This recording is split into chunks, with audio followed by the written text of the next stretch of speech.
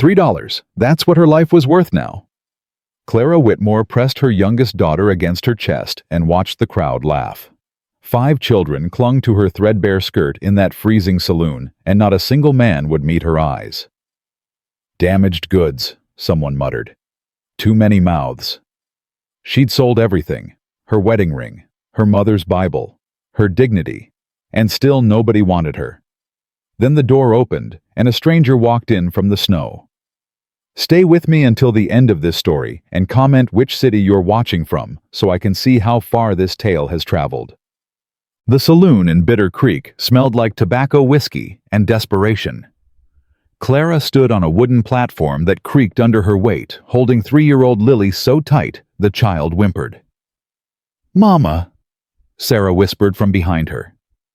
At 14, her eldest daughter understood exactly what was happening. "Mama, they're all leaving." Clara didn't answer. She watched another man shake his head and push through the crowd toward the door. That made 7. 7 men who'd taken one look at her and her 5 children and decided they'd rather face a Wyoming winter alone. "Now, gentlemen," the auctioneer called out, his voice losing enthusiasm with every word. "Mrs. Clara Whitmore here is an educated woman.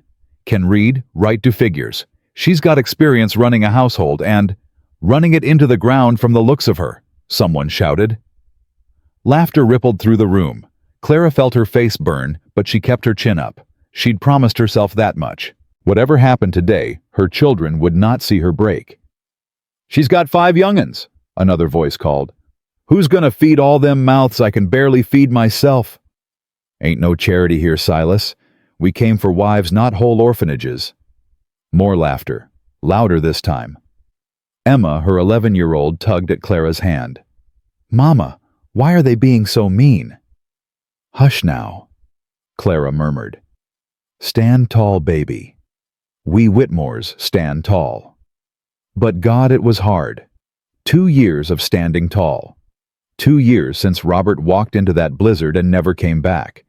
2 years of watching her children grow thinner, watching their clothes fall apart, watching hope drain from their eyes like water from a cracked cup. The mail-order bride program had been her last option. She'd spent her final coins on train tickets west, believing foolishly, desperately believing that someone would want her. "Let's move on," a man near the front said loudly. "There's other women waiting. Good women. Women without baggage." Clara flinched. Baggage. Her children were baggage now. Thomas, her 9-year-old son, stepped forward. Suddenly his small fists clenched. "My mama ain't baggage. She's the best mama in the whole world, and you're all just—" "Thomas!" Clara caught his shoulder. "Enough." "But Mama—" "I said enough." The boy's eyes filled with tears, but he stepped back, his jaw tight with fury. He was too young to fully understand. The auctioneer, a round man named Horace Bickford, mopped his forehead with a stained handkerchief. "Well now, surely someone's interested. Mrs. Whitmore's healthy, hard-working—" "She's skin and bones, Horace. Look at her." Clara was skin and bones. She'd given her portions to her children for months now. The dress she wore hung on her frame like a sack on a scarecrow. "How about $50? Horace tried. "That's a bargain, gentlemen. A steal." Silence. 40? Nothing. Come now, 25. Anyone. The quiet stretched on, broken only by Lily's soft crying and the wind howling against the windows. Snow was piling up outside. Clara could see it through the grimy glass, white and thick and deadly. If no one bid on her today, she and her children would be turned out into that snow. The program had rules. Unclaimed women were sent back east, but Clara didn't have money for tickets. She didn't have money for anything. "Mama," Will whispered, her 6-year-old pressing against her leg. He'd been sick for weeks, his cough getting worse every night. "Mama, I'm scared." "I know, baby, I know." "Mama, are we gonna die?" Clara's heart cracked. Just a little more. Just another piece breaking off. "No," she said firmly. "No, We are not going to die. Whitmores don't die. We survive. But even as she said it, she wondered if it was a lie. The door at the back of the saloon opened. Cold air rushed in carrying snowflakes that melted the moment they touched the warm air inside. Every head turned to see who'd entered. He was tall. That was the first thing Clara noticed. Tall and broad-shouldered, wearing a coat that had seen better days and boots caked with mud and snow. His hat was pulled low, shadowing his face, and when he stepped inside and closed the door behind him, he moved with the careful economy of a man who'd learned not to waste energy. "Well, well," Horace said, brightening. "Mr. Tucker didn't expect to see you here today." The man Tucker didn't respond immediately. He was scanning the room, taking in the crowd, the platform, the remaining women waiting along the wall. Then his gaze found Clara. She felt it like a physical touch. Those eyes, gray, she thought, or maybe blue, traveled over her face, her thin frame, her children clustered around her like frightened chicks. "What's the situation here?" His voice was quiet, but it carried. "Ah." Horace's enthusiasm dimmed. "This is Mrs. Whitmore, Mr. Tucker, widow from Philadelphia, 5 children. We've been, having some difficulty finding her a match." "I can see that." Someone snickered. "She's all yours if you want her, Tucker. Ain't nobody else gonna bid on that mess." Tucker turned slowly to look at the man who'd spoken. Just looked at him. Didn't say a word. The man's smile faded. He suddenly found his drink very interesting. Tucker turned back to the platform. To Clara. "Ma'am?" Clara nodded stiffly. "Sir." "These your children?" "They are." "All 5 of them?" "Every single one." He studied her for a long moment. Clara felt herself being weighed, measured, assessed, but not the way the other men had done it. They'd looked at her and seen problems, mouths to feed, work to manage. This man looked at her like he was trying to see something underneath. "What happened to your husband?" he asked. "He died." Clara's voice was flat. 2 years ago." "How? Does it matter?" "Might." Clara hesitated.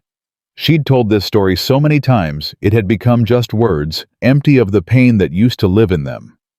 He walked into a blizzard. They found his body 3 days later. Tucker's expression didn't change. "On purpose?" The question hit her like a slap. No one ever asked that. No one ever acknowledged the possibility that Robert hadn't gotten lost, that he'd made a choice. "I don't know," Clara said quietly. It was the truth. After 2 years, it was still the truth. Tucker nodded slowly. Then he looked at her children one by one. Sarah trying to look brave. Emma curious despite her fear. Thomas still angry. Will coughing into his sleeve. Lily face buried in Clara's neck. "Your boy there," Tucker said. "He's sick?" "Just a cough." "Sounds like more than a cough." Clara's arms tightened around Lily. "He needs warmth and good food and rest. Things I can't give him right now." "Can't or won't?" Her temper flared. "Can't, sir. If I could. Don't you think I would? Do you think I enjoy watching my children suffer? Do you think I wanted to end up here being passed over like spoiled meat while men mock my family?" The room had gone silent. Tucker's lips twitched. Almost a smile. "You got fire, ma'am. That's good." "Fire doesn't feed children, Mr. Tucker." "No, but it keeps them alive long enough to find food." He turned to Horace. "What's the current bid?" Horace blinked. Well, there isn't one strictly speaking." "Then I'll start one." Tucker reached into his coat and pulled out a worn leather pouch. He opened it, looked inside, and his jaw tightened almost imperceptibly. $3. Someone burst out laughing. $3? Hell, Tucker, that's less than the cost of a lame mule. It's all I got. The laughter died. Men exchanged uncomfortable glances. Josiah Tucker wasn't a man people laughed at twice. $3. Tucker repeated, looking at Horace. For the woman and her children. All of them. Mr. Tucker. Horace leaned forward, lowering his voice. Perhaps you should reconsider. 5 children is a considerable. Did I stutter? No, sir. Then write up the papers. Clara's heart was pounding so hard she could hear it in her ears. $3. Her value had been assessed at $3. Less than a horse. Less than a good pair of boots. But it was $3 more than anyone else had offered. Wait. Her voice came out stronger than she expected. I want to know why. Tucker looked at her. Ma'am. Why would you do this? You don't know me. You don't know my children. $3 might be nothing to these men, but I can see it's not nothing to you. She nodded toward his worn coat, his patched boots. So why? The room held its breath. Tucker was quiet for a long moment. Then he said, When I came in here, I saw a room full of men who couldn't see past their own convenience. I saw a woman standing alone, holding her ground, refusing to break, even when everyone wanted her to. He paused. I know what that feels like. Clara stared at him. You asked why, Tucker continued. Here's your answer. I got a ranch 15 miles outside town. It's failing. I got debts I can't pay, and a winter coming that might kill what's left of my cattle. I got nothing to offer you but hard work and cold nights and probably a lot of disappointment. Then why? Because you're still standing. His eyes met hers. After everything, losing your husband, raising 5 kids alone, ending up in this godforsaken saloon with men treating you like garbage, you're still standing. That means something to me. He reached into his pouch and pulled out 3 silver dollars. They clinked against each other in his palm. This is everything I have, ma'am. Everything. I'm offering it to you because I reckon we might be able to help each other. Not because you're desperate, hell, we're both desperate, but because desperate people sometimes see things clearly that comfortable people miss. Clara's throat was tight. Her eyes were burning. And if I say no, then I'll walk out that door and you'll never see me again. His voice was calm. I won't force you into anything, Mrs. Whitmore. I ain't that kind of man. Mama. Sarah's voice was barely a whisper. Mama will needs a doctor. Clara looked at her son. Will's face was flushed with fever, his breath rattling in his chest. He needed warmth, medicine, food. She looked at her daughters. Sarah trying so hard to be strong. Emma still believing things could get better. Lily too young to understand anything except that Mama was scared. She looked at Thomas, her boy, who was so angry at a world that had stolen his father and was threatening to steal everything else. Then she looked at Josiah Tucker, a stranger with gray eyes and $3 and nothing to offer but honesty. What's your ranch like? She asked. Small, log cabin, 2 rooms, barn standing but needs work. Got about 40 head of cattle, though. I'll lose some this winter for sure. Is it warm? Got a fireplace. Burns hot when there's wood enough. Is there food? Not much. Enough to get through a few weeks if we're careful. Books? Tucker blinked, clearly surprised.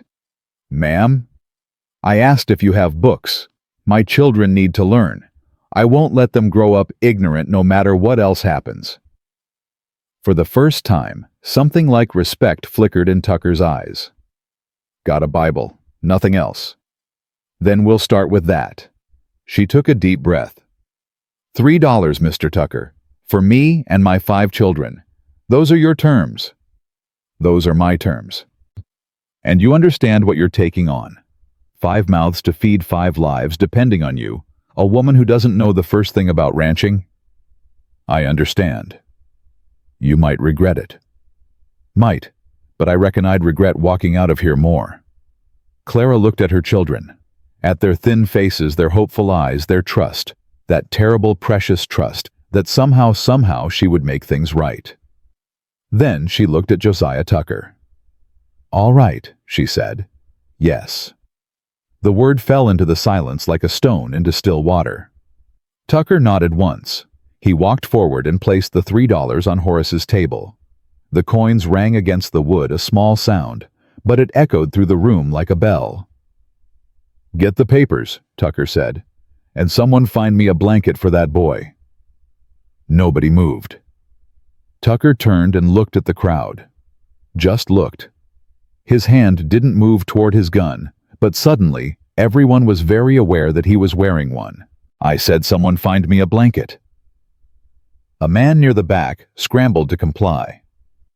As Horace rushed to prepare the marriage documents, Tucker climbed onto the platform. Up close, Clara could see the lines around his eyes, the gray threading through his dark hair, the calluses on his hands. A man who'd worked hard for everything he had, and probably lost most of it anyway. "Your boy," he said quietly, crouching down to Will's level. "What's his name?" "William. We call him Will." "Will." Tucker's voice was gentle now, so different from the hard tone he'd used with the crowd. "Son, can you hear me?" Will nodded weakly. "I'm going to pick you up now." "Okay. Wrap you in a blanket and carry you out to my wagon. It'll be cold outside, but we'll get you warm soon. You trust me." Will looked at Clara. "It's all right, baby," Clara said. "You can trust him." Will looked back at Tucker. "You gonna take care of my mama?" "That's the plan." "Promise?" Tucker was quiet for a moment. Then he said, "I promise I'll try. That's the honest answer. I can't promise everything will be easy, but I can promise I'll try harder than I've tried at anything in my life." Will considered this with the gravity only a sick child could muster. Then he held out his arms. Tucker lifted him carefully, cradling the boy against his chest. Someone thrust a blanket at him, and he wrapped Will up tight. "Mrs. Whitmore." Tucker looked at Clara. "Can your other children walk to the wagon?" "We can walk," Sarah said firmly. "We've walked farther than 15 miles before. Not in snow like this, you haven't." "We can do it," Emma piped up. "We're Whitmores. Whitmores can do anything." Something almost soft crossed Tucker's face. "That's so? Mama says so." "Well then." He looked at Clara. "Sounds like your mama's a smart woman." "She's the smartest person in the whole world," Lily announced from Clara's arms. "She knows everything." "Everything, huh?" "Everything." Tucker's lips quirked. "Then I reckon I made a good investment." Horace was waving them over papers ready. Clara signed her name in neat, careful script. Clara Margaret Whitmore, then watched Tucker add his own signature, rougher but legible. Josiah Samuel Tucker. "This is highly unusual," Horace muttered as he stamped the documents. "Most irregular. 5 children, $3. I've never seen the like." "Write it down in your records," Tucker said. "Might make for an interesting story someday." He handed the papers to Clara. She folded them carefully and tucked them into her dress next to her heart. "Mrs. Tucker," Tucker said. Clara startled. She'd forgotten. She had a new name now. "That's me," she said. "I suppose." Ready to go home. Home. Such a simple word. Such an enormous promise. Clara looked around the saloon one last time. At the men who hadn't wanted her. At the women still waiting along the wall, some watching with envy, others with pity. At Horace already moving on to the next auction. Then she looked at her children. At Thomas, still wary but curious now. At Sarah, shouldering the family's one carpet bag. At Emma, bouncing on her toes with anxious energy. At Lily, thumb in mouth, watching everything with wide eyes. At Will, wrapped in a stranger's arms, already half asleep against Tucker's shoulder. "Yes," Clara said. "We're ready." The cold hit them the moment they stepped outside. Clara gasped. She'd forgotten how brutal Wyoming winters could be. The wind cut through her thin dress like knives. "Here." Tucker was shrugging off his coat, one-handed, still holding Will. "Put this on." "Mr. Tucker, I couldn't." "You can and you will. I'm used to cold. You ain't. Put it on." Clara hesitated, then took the coat. It was still warm from his body, heavy with the smell of horses and wood smoke. She wrapped it around herself and immediately felt better. "Thank you." "Don't thank me yet. The wagon ain't much warmer." The wagon was in fact barely warmer than standing in the open air, but Tucker had laid down hay in the bed, and he settled the children in together, covering them with another blanket he produced from somewhere. "Sarah, you're oldest. Keep your brothers and sisters warm. Don't let that blanket slip." "Yes, sir." "The ride's about 2 hours in this snow. It'll be dark by the time we get home. There's jerky in that tin there if anyone gets hungry." "Yes, sir." Tucker paused. "You don't have to call me sir." Sarah raised her chin. "What should I call you then?" For a moment, Tucker looked uncertain. It was the first crack Clara had seen in his composure. "Tucker's fine," he said finally. "Or Joe. That's what folks called me growing up." "Mr. Joe," Sarah said, testing it out. "Close enough." He turned to Clara. "Ma'am, you can ride up front with me or in the back with your children. Your choice." Clara looked at the front seat exposed, cold nothing between her and the wind but Tucker's borrowed coat. Then she looked at her children huddled together under the blanket. "Up front," she said. "I want to see where we're going." Something flickered in Tucker's eyes. Respect, maybe, or recognition. "Yes, ma'am." He helped her up onto the seat, then climbed up himself and took the reins. An old horse waited patiently in the traces, a mare with a coat gone gray around the muzzle. "This is Bess," Tucker said. "She's slow, but she's steady. Won't spook even in a blizzard." "She looks kind." "She is." Tucker clicked his tongue and Bess started forward. "Kindest soul I know, truth be told." They rode in silence for a while. The snow fell steadily, muffling everything, turning the world white and quiet. Clara could hear her children murmuring to each other in the wagon bed, could hear Will's rattling breath, could hear her own heart beating. "Mr. Tucker," she said finally. "Joe?" "Joe." The name felt strange on her tongue. "What you said back there, about being desperate yourself." "What about it? How bad is it really?" He was quiet for a long moment. The reins sat easy in his hands, and Bess plodded on through the snow. "Bad," he said finally. "Got a loan coming due in 3 months. Don't have the money to pay it. Man named Blackwood's been trying to buy my land for 2 years. He'll get it when the bank forecloses." "How much do you owe?" $800. Might as well be 8,000. Clara absorbed this. $800. An impossible sum. "And you spent your last $3 on me." "I did." "Why, really why? Not the pretty speech you gave in there. The real reason." Tucker was quiet for so long, Clara thought he wasn't going to answer. "My folks died when I was 16, he said finally. "Bandits. My brothers and I split up the ranch and I got the worst piece, the land nobody else wanted. I was supposed to fail." He shifted the reins to one hand. "I didn't fail. Built something from nothing. Then I lost most of it. Drought bad winter's woman who said she loved me running off with someone richer." His jaw tightened. "Everyone's been waiting for me to give up. Sell out to Blackwood. Admit I was beat. But you haven't." "No, I haven't." He looked at her. "When I walked into that saloon today, I wasn't planning on bidding on anyone. Came to get supplies, heard about the auction, figured I'd watch. Nothing more." "What changed?" "You did." Clara frowned. "I don't understand." "You were standing up there with 5 children getting mocked by every man in the room, and you didn't cry. Didn't beg. Didn't make yourself small to try to seem less threatening." His voice was rough. "You just stood there and took it, and your eyes were saying, 'I dare you to break me.'" Clara's throat tightened. "I know that look," Tucker continued. "I've worn it myself more times than I can count, and I thought maybe 2 people who refused to break might have a chance together. Maybe." "That's a lot of maybes." "It is. We might make things worse for each other. I don't know anything about ranching, My children are hungry, and one of them is sick. She stopped. I'm not the woman you probably wanted. I didn't want any woman. Not for a long time. After Martha left, I figured I was done with that part of life. Then why? Because you're not Martha. His voice was simple.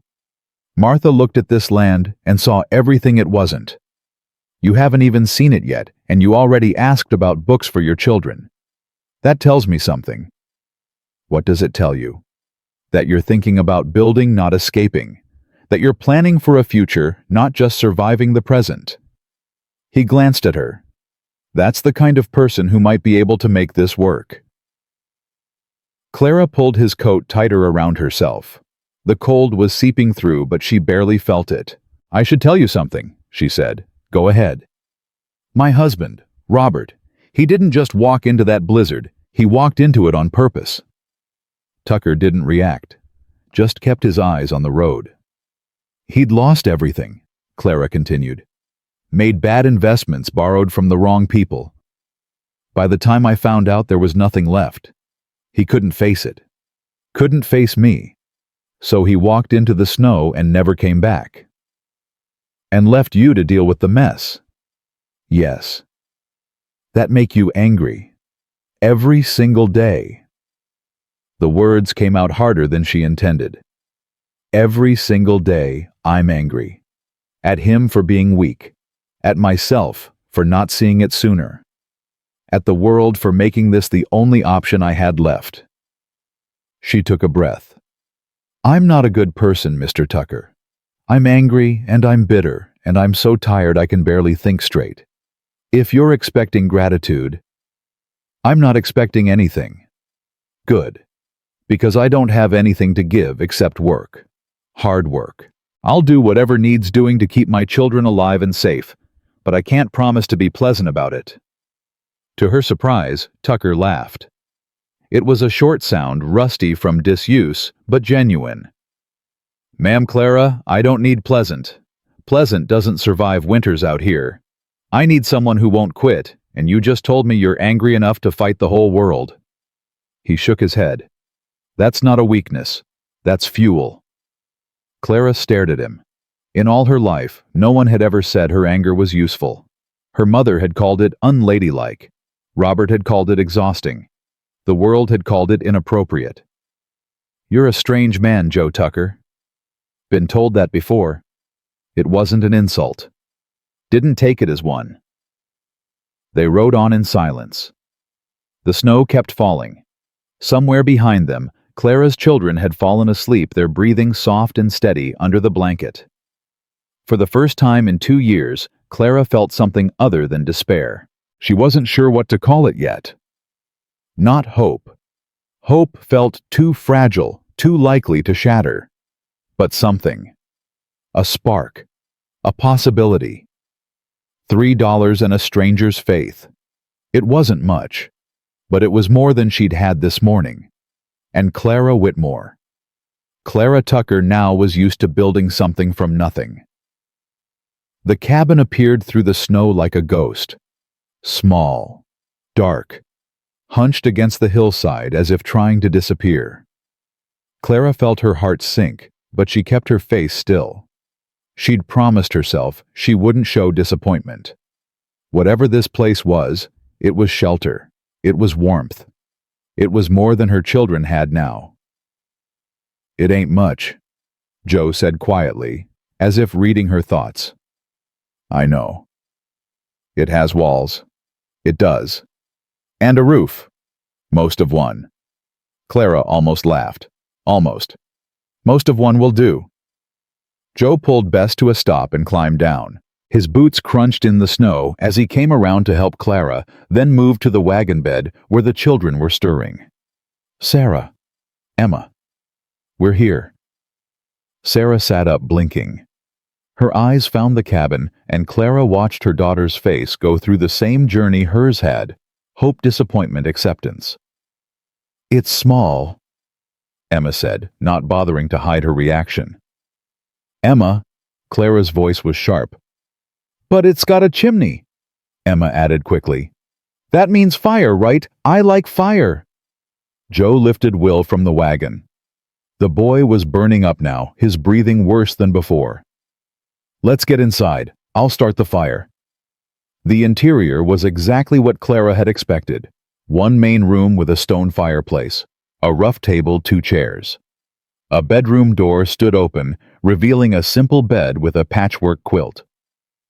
Everything was clean, but worn, maintained, with the kind of desperate care that spoke of a man holding on by his fingernails. Bedroom's yours, Joe said, settling Will onto a chair near the cold fireplace. You and the children. I'll sleep out here. Mr. Tucker. Joe. Joe, this is your home. We can't take your bed. You can and you will. He was already kneeling at the fireplace, building a fire with practiced hands. 5 children need proper sleep. I've slept on worse than a wooden floor. Clara wanted to argue, but Will coughed a terrible rattling sound that made her chest ache. She moved to her son instead, pressing her hand to his forehead. He's burning up. I know.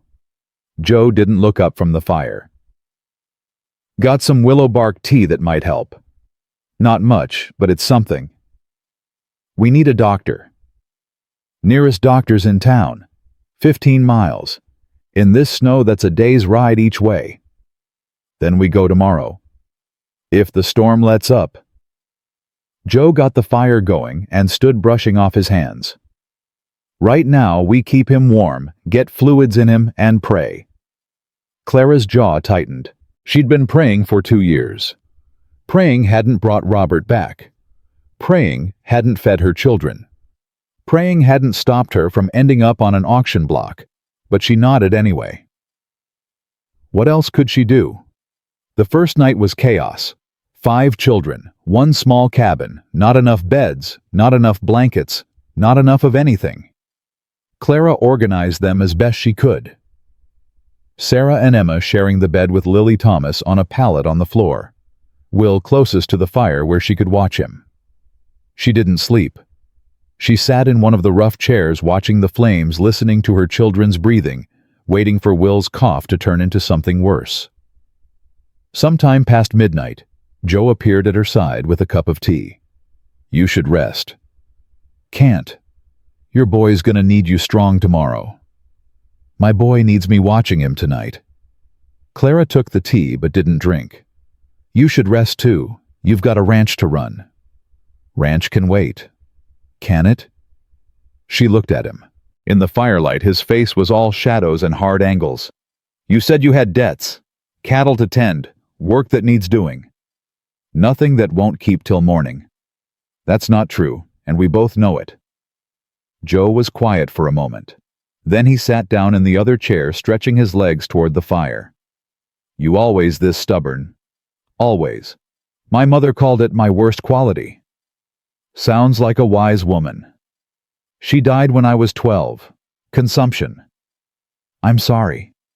Clara shrugged. It was a long time ago. They sat in silence. The fire crackled. Will coughed in his sleep, but didn't wake. Tell me about the debts, Clara said finally. Now. I can't sleep anyway. Might as well know what we're dealing with. Joe rubbed his face with one hand. He looked exhausted, Clara realized. More exhausted than she'd noticed before. $800, he said. Owed to the bank in town. Loan came due 6 months ago, but they gave me an extension. Extension runs out in 3 months. What happens then? If I can't pay, they foreclose.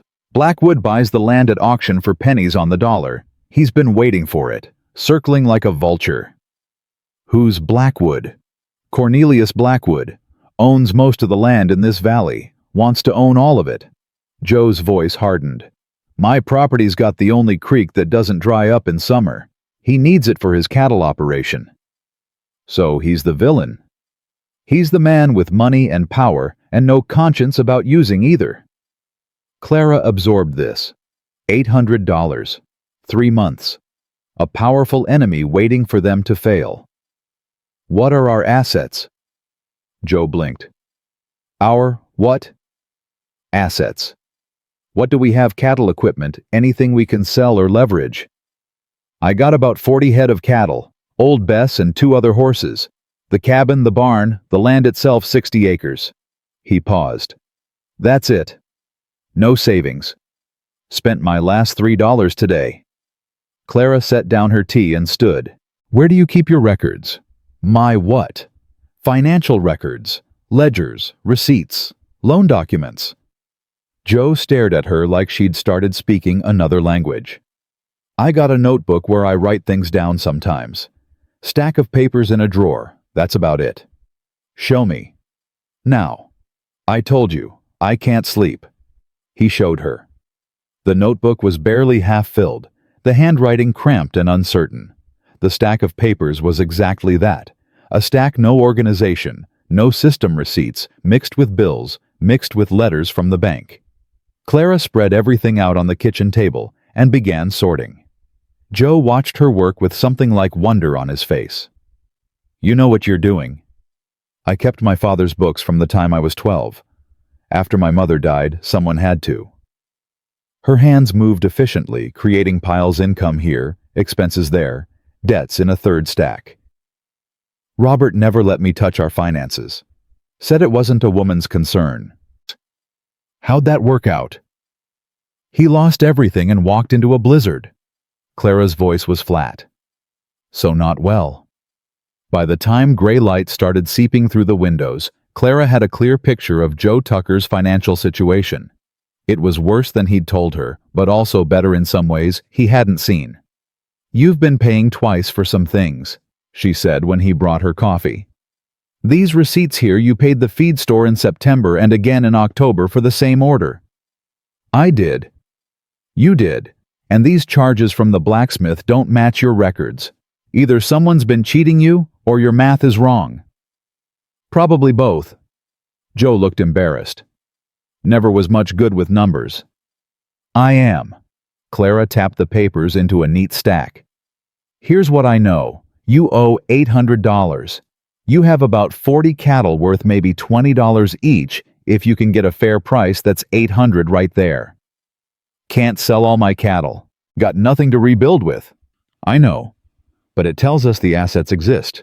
The problem isn't that you have nothing, it's that the system is designed to keep you from using what you have. She looked at him. Blackwood controls the stockyard in town, doesn't he? How'd you know that? Because if you could sell your cattle at fair market value, you wouldn't be in this position. Someone's controlling the price. Joe's expression shifted from confusion to anger. That son of a bitch. Language. Sorry. He didn't sound sorry. But you're right. Every time I try to sell, the price is lower than it should be. I thought it was just bad timing. It's not bad timing, it's strategy. He's squeezing you out. Joe sat down heavily. So, what do we do? We find another buyer, someone outside Blackwood's control. There isn't anyone else for 100 miles. Then we go 100 miles? Clara's jaw was set. You said you weren't going to give up. Neither am I. We have 3 months to find $800. That's a lot of time if we use it right. Joe looked at her. Really looked at her, and something changed in his face. Something softened.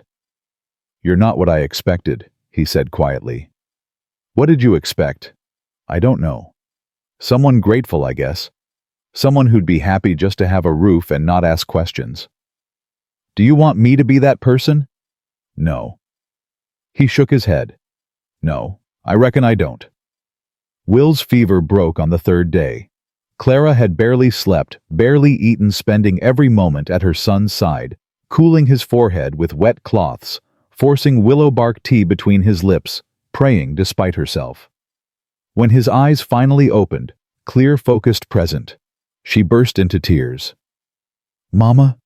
Will's voice was weak but there. Mama, why are you crying? Because you scared me, baby. You scared me so bad. I'm sorry. Don't be sorry. Just get better. Promise me you'll get better. I promise. Joe appeared in the doorway. He'd been handling everything else while Clara focused on Will, feeding the other children, keeping the fire going, checking on the cattle, doing the work of two people without complaint. He's awake. He's awake. Clara wiped her face with her sleeve. His fever's down. Thank God. Thank you. Clara looked at him. You didn't have to do all this.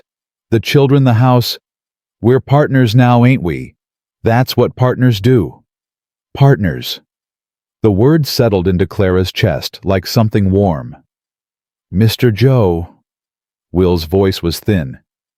Are you our new pa? Joe went still.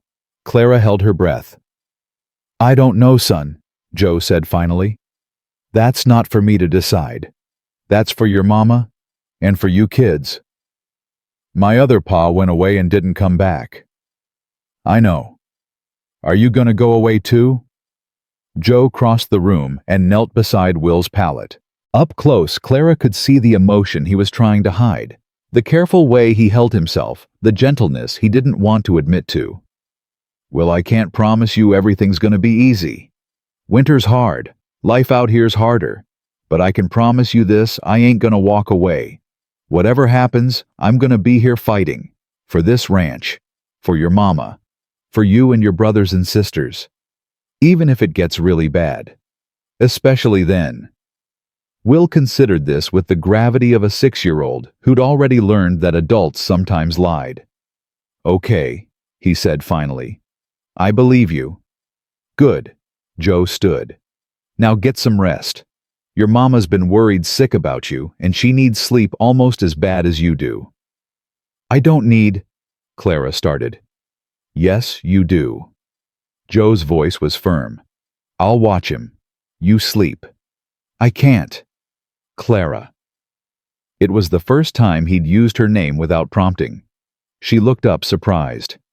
Your children need you strong, Joe said. Will's gonna be fine. The crisis is over. But there's more coming. There's always more coming. And you won't survive it if you run yourself into the ground. He was right. She knew he was right. But letting go, trusting someone else to watch over her child, that was hard. Harder than anything she'd done in 2 years. 2 hours, she said finally. Wake me in 2 hours. I will. She didn't believe him, but she was too tired to argue. She stumbled to the bedroom where her daughters were already asleep and collapsed onto the bed without even removing her shoes. She slept for 6 hours. Joe didn't wake her. When she emerged furious and rested despite herself, she found her children gathered around the table while Joe showed them how to play cards. You said 2 hours. I lied. He didn't look up from his hand. Thomas, your turn. You lied. Yep. And I'd do it again. You needed sleep more than I needed your help. Clara wanted to be angry. She really did. But Emma was laughing at something Thomas said, and Sarah was smiling for the first time since Philadelphia, and even Will, still weak, still pale, was watching the game with interest. Her children looked almost happy. Fine, Clara said, but we're talking about boundaries later. Yes, ma'am. The first trip to town came a week later. They needed supplies, medicine for Will, flour, salt, things Joe's bare pantry couldn't provide. Clara insisted on coming despite Joe's reservations. People in town won't be kind, he warned her as they hitched Bess to the wagon.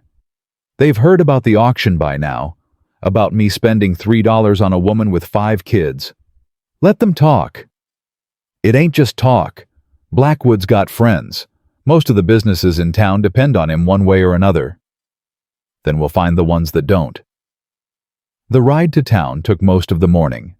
Clara left the children at the ranch, Sarah in charge, strict instructions to keep Will warm and everyone fed. It felt strange leaving them. She'd barely let them out of her sight since Robert died. But Joe was right. She couldn't protect them from everything. She had to trust them to survive a few hours without her. Bitter Creek was a small town, not much more than a main street, with a handful of buildings clinging to it like barnacles. General store, blacksmith, saloon, bank, church. A few houses scattered around the edges. Everything looked gray and cold under the winter sky. People stared as Joe helped Clara down from the wagon. She felt their eyes on her, curious, contemptuous, pitying. The mail-order bride who'd sold for less than a horse. The desperate woman with 5 children hanging off her skirts. Let them look, she thought. Let them see. The general store was warm inside, smelling of coffee and tobacco and dried goods. A woman behind the counter, middle-aged, sharp-eyed mouth, set in a permanent frown, looked up as they entered. "Mr. Tucker? Mrs. Miller. Heard you got yourself a wife." The woman's gaze swept over Clara, assessing and dismissing in one motion. "And 5 new mouths to feed. News travels fast. Not much else to do in winter." Mrs. Miller's attention returned to Clara. "You're her, then? The one from the auction?" "I am." Clara kept her voice steady. "Clara Tucker. Pleased to meet you." Mrs. Miller didn't return the pleasantry. "Got a list." Joe handed over the paper Clara had prepared. Mrs. Miller scanned it, her frown deepening with each item. Willow bark flour, salt coffee, cornmeal beans, bacon. She looked up. "This is a lot of credit, Tucker." "I'll pay when I can, always have." "That was before you took on a family of 6. Mrs. Miller set the list down. "I'm sorry, but I can't extend more credit. Not with your situation being what it is." Clara's stomach dropped. "Our situation?" "Everyone knows about the loan, about Blackwood circling." Mrs. Miller's voice wasn't unkind exactly, just practical. "If Tucker loses that ranch, he can't pay his debts. I got a business to run. We're not going to lose the ranch." "That's not how I hear it." "Then you're hearing wrong." Clara stepped forward. "We have a plan. We have assets. We have 3 months to turn things around." "Mrs. Tucker." Now there was pity in Mrs. Miller's eyes. "I've seen a dozen ranchers come through here with plans and assets and timelines. They're all gone now. Blackwood saw to that. We're not them." That's what they all said. The door opened behind them. Cold air rushed in, and with it a man Clara had never seen before. But from the way Joe's whole body went rigid, she knew exactly who it was. "Well, well." The voice was smooth-cultured wrong for this rough town. "Josiah Tucker, I heard you'd finally taken a wife." Clara turned. Cornelius Blackwood was not what she'd expected. Where Joe was rough-hewn and weathered, Blackwood was polished, expensive coat, clean boots, gray hair, carefully combed. He looked like a Boston businessman, not a Wyoming rancher. "Blackwood." Joe's voice was flat. "And this must be the famous Mrs. Tucker." Blackwood's smile didn't reach his eyes. "The woman who sold for $3. I must say I was impressed. That takes a certain kind of desperation." Clara felt her temper flare, but kept it leashed. "Mr. Blackwood." "Mrs. Tucker." He tipped his hat with exaggerated courtesy. "I hope you're enjoying your new home, such as it is. It has walls and a roof, that's enough. For now, perhaps." Blackwood's gaze slid to Joe. "But winters are hard out here, and spring comes with its own challenges. Loan payments, for instance." "My finances ain't your concern." "Everything in this valley is my concern, Tucker. You know that." Blackwood's smile widened. "But I didn't come here to make trouble. Quite the opposite, in fact." He reached into his coat and produced an envelope. "I've prepared a new offer for your property, $700, cash. That's more than fair given the current condition of the ranch. The land alone is worth twice that. The land is worth what someone's willing to pay for it, and I'm the only one willing to pay anything at all." Blackwood held out the envelope. "Take it, Tucker. Pay off your debts. Give your new wife a fresh start somewhere else. It's the smart move." Clara watched Joe's face. Watched the struggle there, the temptation, the exhaustion, the desperation.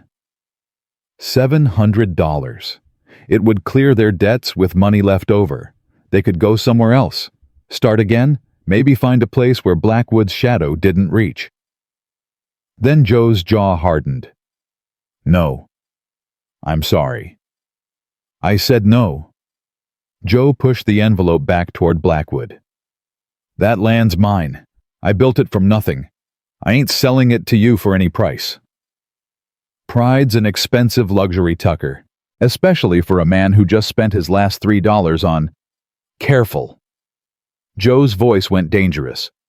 Real careful about what you say next. Blackwood's eyes flickered. For just a moment, something ugly showed through the polished surface. I'm trying to help you.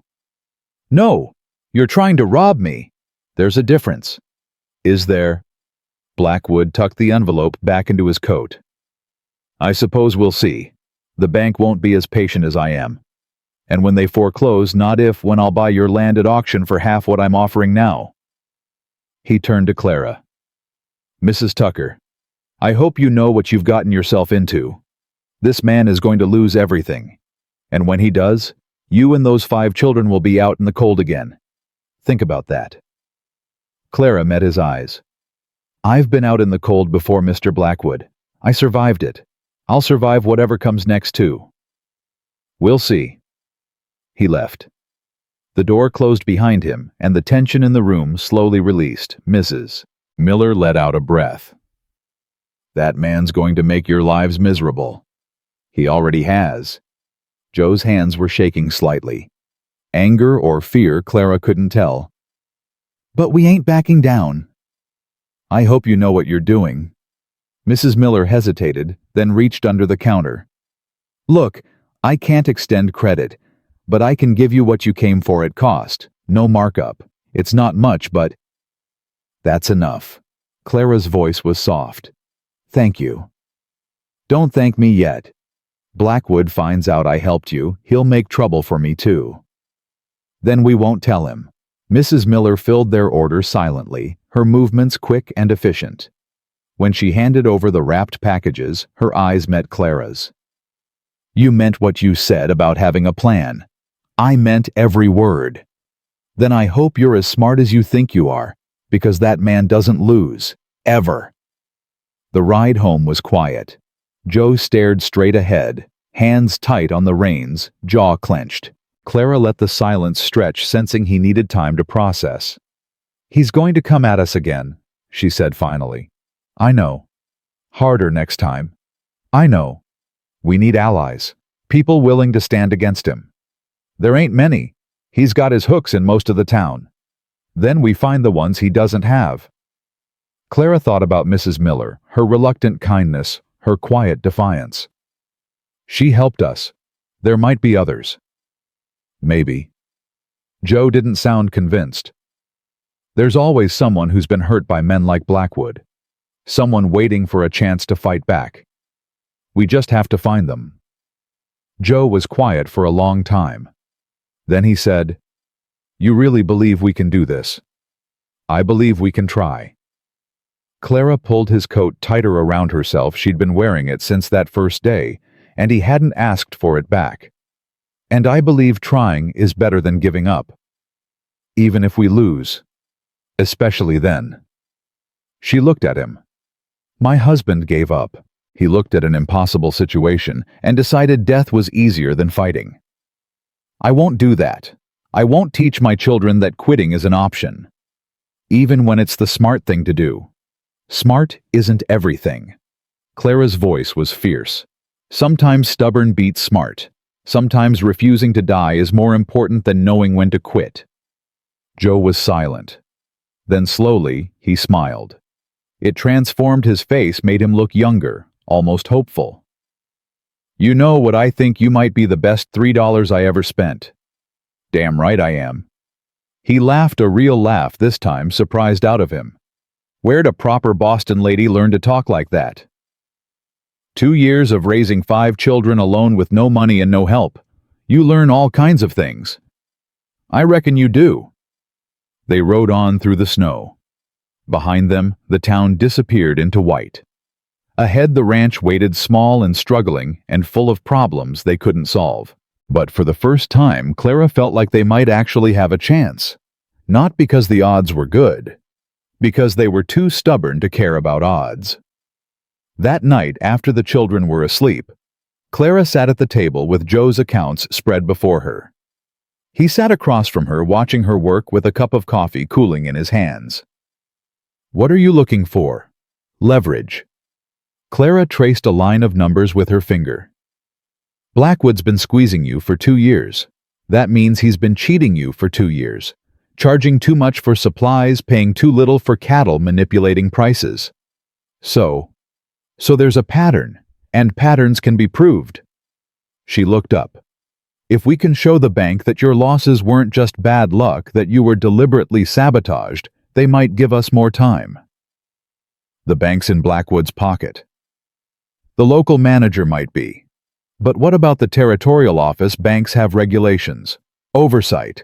If we can get documentation to someone outside his control." "That's a big if." "Everything's a big if right now."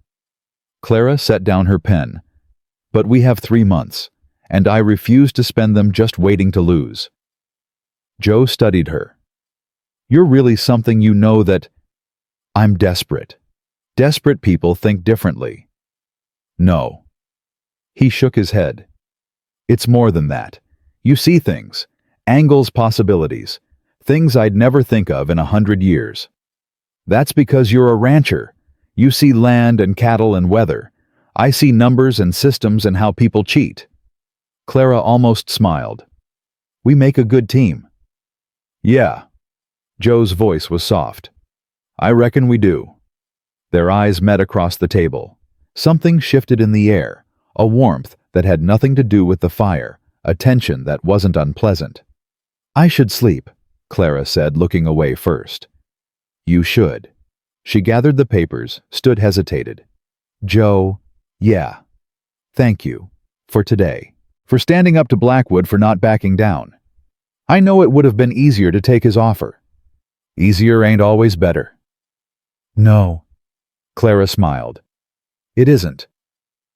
She went to bed thinking about stubborn men and desperate women, and the strange alchemy that happened when 2 people decided to fight together instead of alone. $3 and a shared enemy. It wasn't much to build a future on, but it was something. The blizzard came without warning. Clara woke to a sound she'd never heard before, a howling so deep it seemed to come from the earth itself. The cabin shook.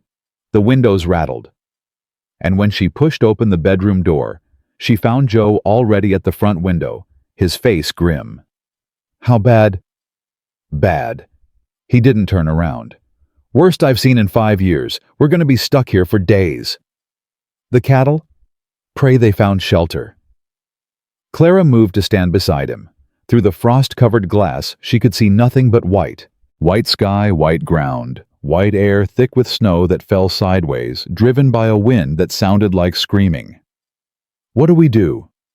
"We survive." Joe finally looked at her. His eyes were worried in a way she hadn't seen before. "Got enough wood for maybe 4 days if we're careful. Food for a week if we stretch it. And if the storm lasts longer, then we got problems." Behind them the children were stirring. Sarah appeared first, then Emma, then Thomas, rubbing sleep from his eyes. Will and Lily came last, the little girl dragging her blanket behind her. "Mama?" Will's voice was still weak from his illness. "What's that noise?" "Just a storm, baby. We're safe inside." "It sounds angry." "Storms can't be angry. They're just wind and snow." "This one sounds angry," Will insisted. Clara couldn't argue. He was right. The first day passed slowly. Clara kept the children occupied with lessons, reading for the older ones' letters for Lily, arithmetic for Thomas, who complained constantly but did the work anyway. Joe spent hours at the window, watching the storm, checking the fire rationing wood with the careful precision of a man who'd done this before. "You're worried about the cattle," Clara said during a quiet moment while the children ate their meager lunch. "Worried about everything." Joe rubbed his face with both hands. "If we lose too many head to this storm, we're finished. Don't matter what plans we make. How many can we afford to lose? 5, maybe 10 if we're lucky with the spring calves." He shook his head. But a storm like this trapped out in the open, we could lose half the herd. Then we do what we can and pray for the rest. You pray much? Clara considered the question. I used to, before Robert. Now I mostly just talk to myself and hope someone's listening. That's honest. Honest's all I got left. The second day, the storm showed no sign of letting up. The children grew restless. Thomas and Emma fought over nothing. Will had a coughing fit that scared everyone. Lily cried because she was bored and hungry and didn't understand why they couldn't go outside. I want to play in the snow. Not this snow, baby. This snow is dangerous. Snow can't be dangerous. It's soft. This snow can kill you. Clara's voice was sharper than she intended, and Lily's eyes filled with tears. Hey now. Joe crouched down to Lily's level. Your mama's right, but she didn't mean to scare you. Tell you what, when this storm passes, I'll build you the biggest snowman you ever saw. Deal. Lily sniffled. How big? Big is this cabin? That's really big. It'll be a really big snowman. Lily considered this. Okay, but you promise? I promise. She threw her arms around his neck. Clara watched Joe's face, the surprise, the hesitation, then something softer as his arms came up to hold the little girl. Thank you. Clara mouthed over Lily's head. Joe just nodded. That night, after the children were finally asleep, all five crowded into the bedroom for warmth. Clara and Joe sat by the fire.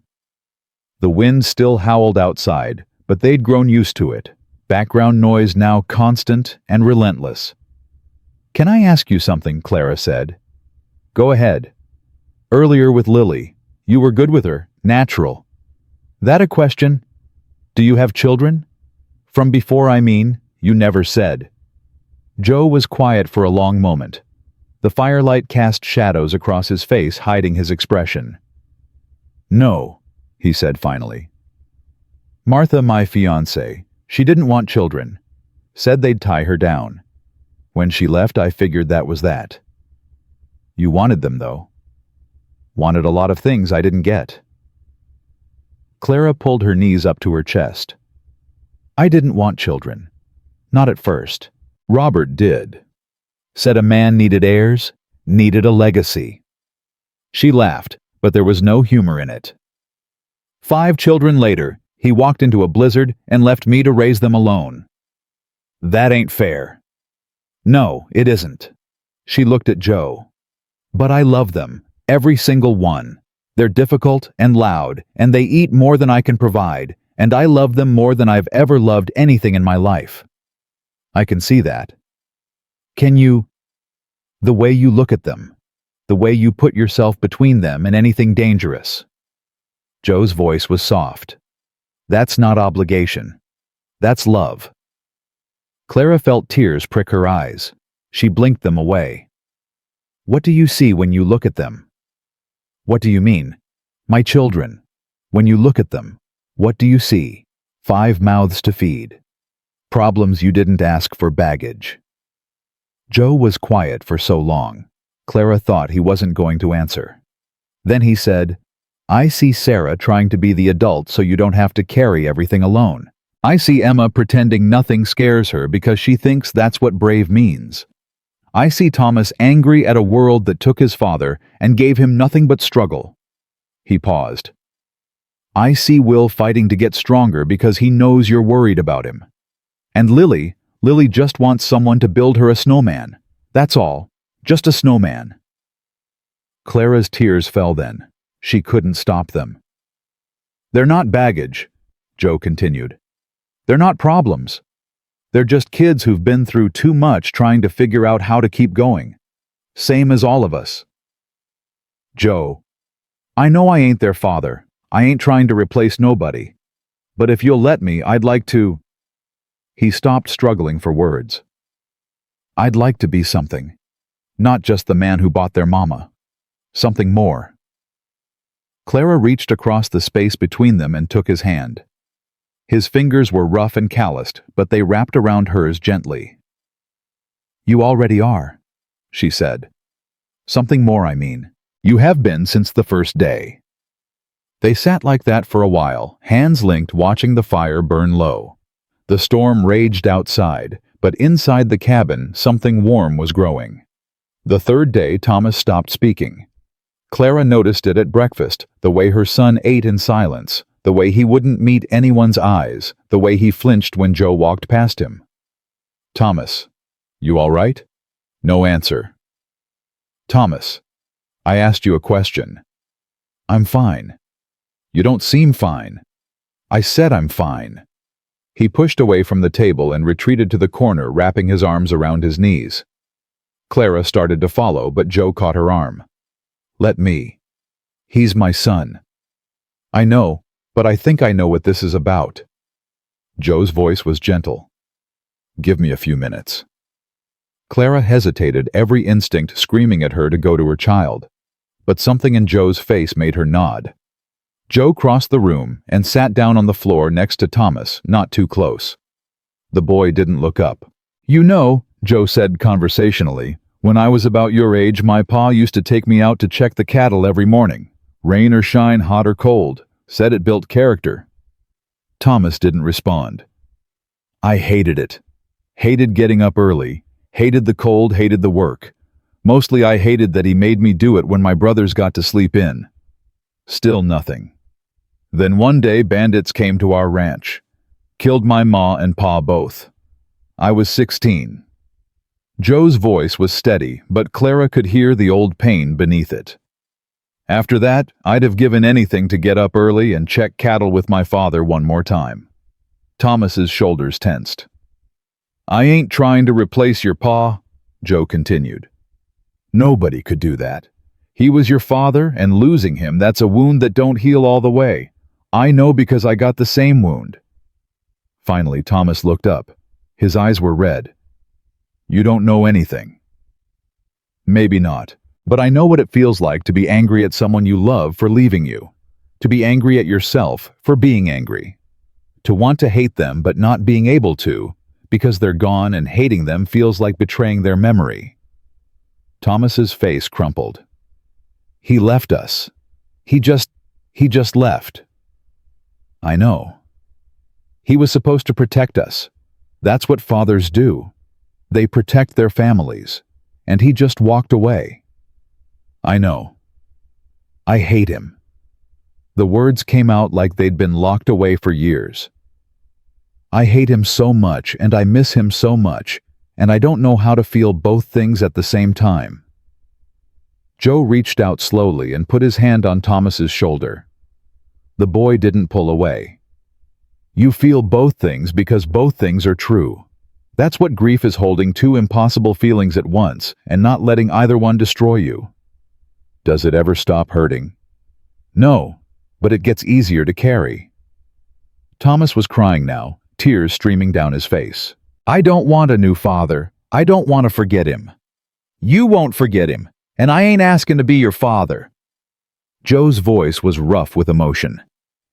But maybe I could be your friend. Someone who's got your back when things get hard. Thomas looked at him for a long moment. Then slowly he nodded. Okay. Okay. Okay. Friends. Joe smiled. It was a small thing, but real. Friends?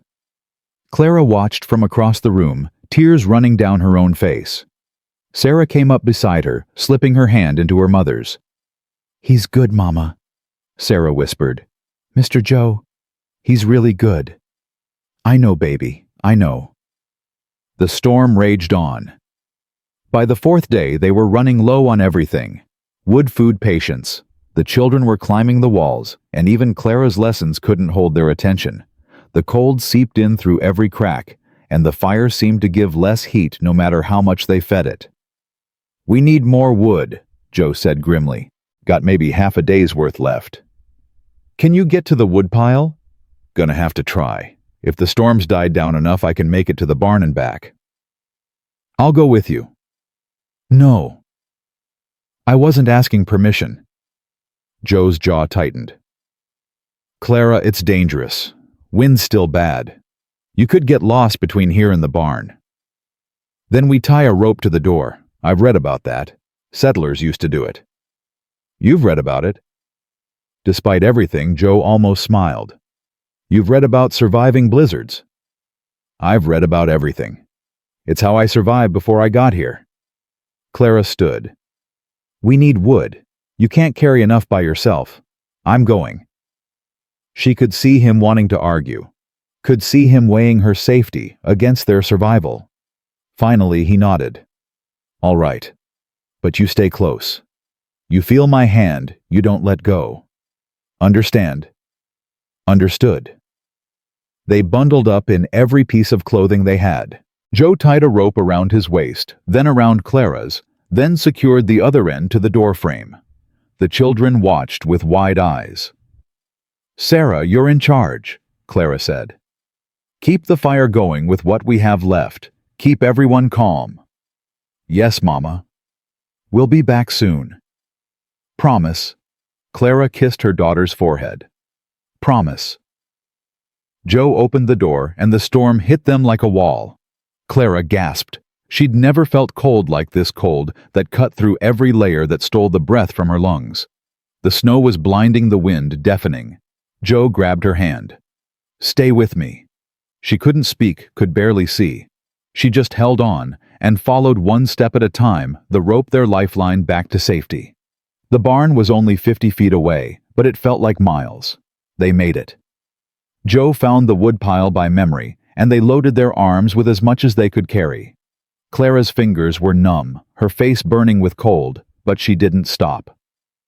Enough, Joe shouted over the wind. Let's go back. They followed the rope, hand over hand, Clara clutching the wood against her chest.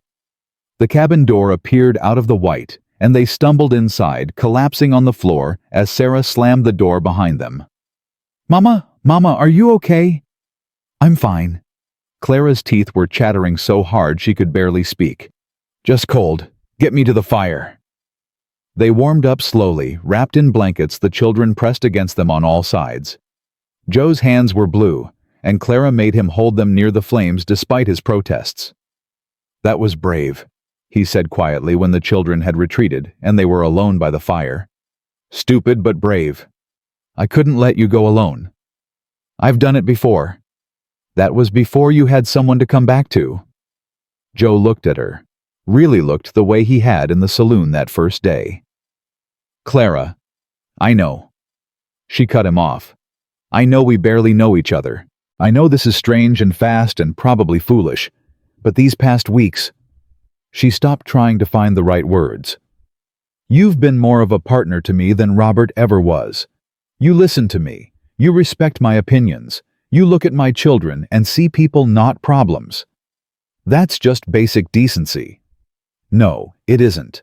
Trust me. Clara's voice was fierce. I spent 6 years married to a man who saw me as decoration, who made decisions without consulting me, who hid things because he didn't think I could handle the truth. You're nothing like that. I ain't exactly a prize, Clara. Failing ranch mountain of debt, powerful enemy trying to destroy us. I've survived worse. She took his hand, still cold but warming. And I'd rather face all of that with you than face anything alone ever again. Joe was quiet for a long moment. When he spoke, his voice was rough. I never thought I'd say this to anyone again. After Martha, I figured that part of my life was over. He took a breath. But you make me want things I'd stopped wanting. A future. A family. A reason to fight for something beyond just not losing. Then let's fight together. You sure about me, I mean? About this? Clara leaned forward and kissed him. It was soft, tentative, two people who'd forgotten how to hope learning it again. I'm sure, she whispered. I've never been more sure of anything. The storm broke on the 5th day. Clara woke to silence. No howling wind, no rattling windows, no constant assault of noise. Just quiet. Joe. He was already at the door, pulling on his boots. Storm's past. I need to check the cattle. I'm coming. No. Stay with the children. I'll be back soon. Joe. Clara. He turned and took her hands. I need you to stay here. If something's wrong, if the cattle are scattered or dead, the children shouldn't see that. Not yet. She wanted to argue, but she saw the fear in his eyes, the desperate need to protect her from whatever waited outside. All right, but you come back. You hear me? You come back. I'll come back. He kissed her forehead. I promise. She watched him go, trudging through snow that reached his thighs, disappearing into the blinding white of the morning sun on fresh powder. An hour passed, then two. Mama, Sarah had joined her at the window. Where's Mr. Joe? Checking on the cattle. Shouldn't he be back by now? The snow's deep, it's slow going. But Clara was worried too. More than worried. By the time 3 hours had passed, she was pacing the cabin like a caged animal. Sarah watched the children. I'm going out. Mama, no? I have to find him. Clara bundled up and stepped out into the cold. The world was transformed white and glittering and beautiful in the way that deadly things sometimes were. She could see Joe's tracks leading toward the pasture, and she followed them, her heart pounding. She found him at the fence line, or what was left of it. He was standing motionless, staring at a gap in the wire that hadn't been there before. The fence was cut deliberately cleanly in a way that weather couldn't explain. Joe, he didn't turn around. Joe, what happened? They're gone. His voice was hollow. Most of them. 20 head at least, maybe more. Scattered during the storm when the fence went down. Clara moved to stand beside him. Through the gap in the fence, she could see tracks, cattle tracks disappearing into the wilderness. The storm didn't do this. No. Blackwood. Had to be. Probably sent men out just before the blizzard hit. Cut the fence, spooked the cattle, let the storm do the rest. Joe's hands were shaking. We're finished, Clara. Without those cattle, there's no way to make the loan payment. No way to save the ranch. Clara looked at the cut fence. At the tracks, at the man beside her, whose hope was draining away like water from a cracked cup. Something hardened inside her. No. Joe looked at her. No, what? No, we're not finished. Clara grabbed his arm and made him face her. This is what he wants. He wants us to give up. To look at this and decide it's impossible. That's how he wins. Clara, be realistic. I am being realistic. Realistic is understanding that we still have cattle. Maybe not as many as before, but some. Realistic is knowing that scattered cattle can be found. Realistic is refusing to let one man destroy us because he thinks he's entitled to everything we have. You don't understand. I understand perfectly. Clara's voice was fierce. I understand that you've been fighting alone for too long, that you've forgotten what it's like to have someone in your corner. But you're not alone anymore, Joe. You have me. You have 5 children who are counting on us, and I refuse. I absolutely refuse to tell them that we gave up because some rich man cut a fence. Joe stared at her. The despair in his eyes was battling with something else now, something that looked like hope. We'd have to find the scattered cattle, in weather like this with no help. Then we find help. There have to be other ranchers who hate Blackwood, other people he's hurt. There are, but they're scared of him. Then we make them more scared of losing than of him. Clara took his face in her hands. Listen to me. I didn't survive 2 years of hell to give up now. I didn't cross the country with 5 children to watch everything fall apart. And I didn't fall in love with a stubborn, impossible man just to let him quit when things got hard. Joe's breath caught. You love me. I love you. The words came out easier than she'd expected. God help me, but I do. So you're going to stop standing here feeling sorry for yourself. You're going to come back to that cabin with me. And we're going to figure out how to save this ranch together. Understand? For a long moment, Joe just looked at her. Then slowly he smiled. Yes, ma'am. Good. Now come on. It's cold out here, and we've got work to do. They walked back to the cabin together, hand in hand through the snow. The fence was still cut. The cattle were still scattered. Blackwood was still circling.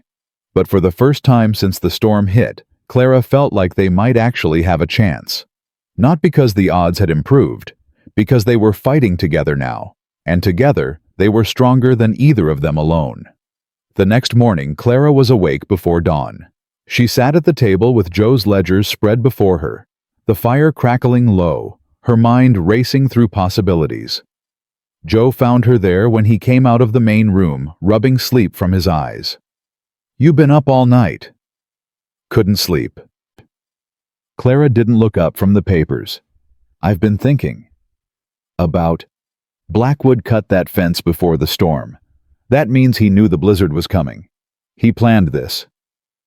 So that's evidence. Premeditation. If we can prove he deliberately sabotaged us, proving anything against Blackwood is near impossible. He owns half the law in this territory. Then we go around the law." Clara finally met his eyes. "We go to other ranchers, the ones he's hurt. Build a case so strong that even his friends can't ignore it." Joe sat down across from her. "You really think that'll work?" "I think it's our only chance." She pushed a piece of paper toward him. "I made a list of names. People you've mentioned. People Mrs. Miller mentioned. Anyone who might have a grievance against Blackwood. If even half of them are willing to talk. Most of them won't. They're too scared. Then we find the ones who aren't scared, or the ones who are angry enough to stop being scared." Joe studied the list. "Elena Santos, you got her name circled." "Mrs. Miller mentioned her. Said her husband died 3 years ago under suspicious circumstances. Ranch borders Blackwood's land on the south." "I know Elena. Good woman. Tough." Joe nodded slowly. "Lost her husband in what everyone called an accident. Stampede during roundup. But Elena always said the cattle were spooked deliberately." That's where we start. They rode out that afternoon, leaving Sarah in charge with strict instructions to keep everyone inside. The snow was still deep, but the sky was clear, and Bess plodded through the drifts with patient determination. Elena Santos lived in a small adobe house at the edge of her property. When she opened the door and saw Joe and Clara standing there, her weathered face shifted from surprise to wariness. "Josiah Tucker. Been a while." "Elena, this is my wife Clara." "I heard." Elena's eyes moved to Clara, assessing. "The whole valley heard. $3, wasn't it?" "That's right." Something like respect flickered in Elena's expression. "Takes courage to come out here asking for help when you got nothing to bargain with." "We're not asking for charity," Clara said. "We're asking for alliance." Elena was quiet for a moment. Then she stepped aside. "Come in. I'll make coffee." The inside of Elena's home was sparse but clean. A crucifix hung on one wall. A faded photograph of a man Clara assumed was her husband sat on a small table near the window. Miguel was a good man. Elena caught Clara looking at the photograph. "Best man I ever knew. Blackwood killed him." "Can you prove it?" "No. That's the hell of it. I know it in my bones, but I can't prove a damn thing." Elena poured coffee with hands that shook slightly. "His men spooked our cattle during roundup. Miguel got trampled trying to control the herd. Everyone called it an accident." "But you don't believe that." Miguel had been working cattle since he was 10 years old. He knew how to handle a stampede. Something scared those animals, something deliberate. Elena's jaw tightened. "Week before it happened, Blackwood offered to buy our water rights. Miguel refused. Week after the funeral, he offered again. Lower price." Clara felt sick. "Did you sell?" "I told him to go to hell." Elena's smile was fierce. "He's been trying to squeeze me out ever since. But I'm still here. Stubborn, I reckon." "We need people like you," Joe said. "Stubborn people. People who won't roll over just because Blackwood tells them to." "What exactly are you proposing?" Clara leaned forward. "Blackwood's been hurting ranchers in this valley for years, cutting fences, manipulating prices, buying judges and bankers. But he's only able to do it because everyone's too scared to stand together. And you think you can change that?" I think if enough people tell their stories, document his crimes, we can take it to the territorial governor, someone outside Blackwood's influence." Elena laughed, but there was no humor in it. "The territorial governor. You know how many people have tried to go over Blackwood's head? How many? 2 that I know of. One lost his ranch in a fire. The other just disappeared one day. Wife came home and found his horse in the stable, but no sign of him." Clara felt Joe tense beside her, but she kept her voice steady. That was when they went alone. What if they'd had witnesses, documentation, a group of people all telling the same story? Then Blackwood would have to burn down a lot of ranches. Elena's eyes narrowed. Or make a lot of people disappear. Exactly. There's safety in numbers. He can't destroy all of us. Elena was quiet for a long time. She stared into her coffee cup like she was looking for answers there. "My son Diego," she said finally. "He's 19, good boy, works harder than most men twice his age. If I do this, if I stand against Blackwood publicly, I'm putting him at risk." "I know. You got children too, 5 of them. I know that too. And you're still willing to fight." Clara thought about her children, about Sarah's quiet strength and Emma's fearless heart, about Thomas learning to trust again, about Will still recovering, still fragile, about Lily, who just wanted a snowman and a world that didn't hurt. "I'm willing to fight because I have children," she said, "because I refuse to teach them that bullies always win, that the right thing to do is roll over and accept defeat." She met Elena's eyes. "I've lost everything before. My husband, my home, my hope. I rebuilt once. I can do it again if I have to. But I won't go down without a fight." Elena studied her for a long moment. Then she set down her cup and stood. "Diego." A young man appeared in the doorway, tall, dark-haired, with his mother's fierce eyes. "Diego, saddle the horses. We're riding out to Thomas Gray's place." "Ma, Mrs. Tucker here has an idea. Might be crazy. Might get us all killed." Elena smiled grimly. "But it's better than dying slow." They spent the next 3 days riding from ranch to ranch, gathering allies. Thomas Gray, who'd lost half his herd to a mysterious illness right after refusing Blackwood's offer. Martha Chen, whose barn had burned the week she outbid Blackwood for land at auction. Jacob Thornton, driven out of business by inflated supply costs. Old Samuel Wright, whose son had been beaten half to death by men who were never caught. Each conversation followed the same pattern. Fear first, then anger, then a slow, cautious hope. "You really think this can work?" Martha Chen asked, her eyes still haunted by the memory of watching her barn burn. "I think together we're stronger than we are alone. Blackwood's got money, power, friends in high places. And we've got truth, numbers, and nothing left to lose." By the end of the 3rd day, they had 11 ranchers willing to stand together, 11 families who'd decided that fighting was better than dying slow. They gathered at Elena's ranch, too many to fit inside, so they stood in the yard, breath misting in the cold air. "Here's what we know," Clara said, her voice carrying in the clear winter air. "Blackwood has been systematically destroying ranchers in this valley for at least 5 years. He's used sabotage, price manipulation, intimidation, and probably worse." Murmurs of agreement rippled through the crowd. "Each of us alone doesn't have enough evidence to prove anything, but together we have a pattern, a clear record of his crimes."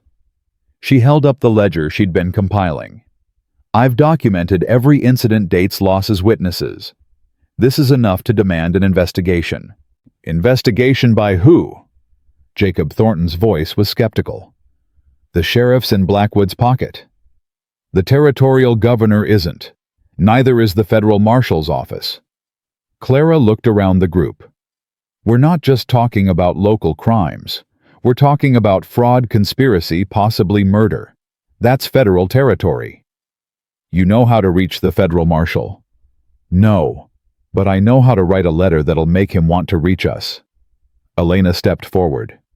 "I'm in, whatever it takes." "Me too," Thomas Gray said. One by one, the others nodded. 11 voices, 11 families, 11 people who decided to stop being afraid. Then we start tonight, Clara said. Everyone writes down their story, every detail they can remember. We compile it all, make copies, send one to the territorial governor, one to the federal marshal, one to the newspapers in Cheyenne. The newspapers. Public pressure. Blackwood's power depends on people being afraid to speak. Once his crimes are public knowledge, that power shrinks. Joe had been quiet through most of the meeting, watching Clara work. Now he spoke up. There's something else we need to discuss. The cattle. Everyone turned to look at him. My fence was cut during the storm. Lost at least 20 heads scattered into the wilderness. Without them, I can't make my loan payment. But more than that. He looked around the group. How many of you lost cattle in that blizzard? Hands went up. More than half. Blackwood did the same thing to all of us. Cut fences, spooked herds, let the storm do his dirty work. Joe's voice was hard. Some of those cattle are still out there. Scattered but alive.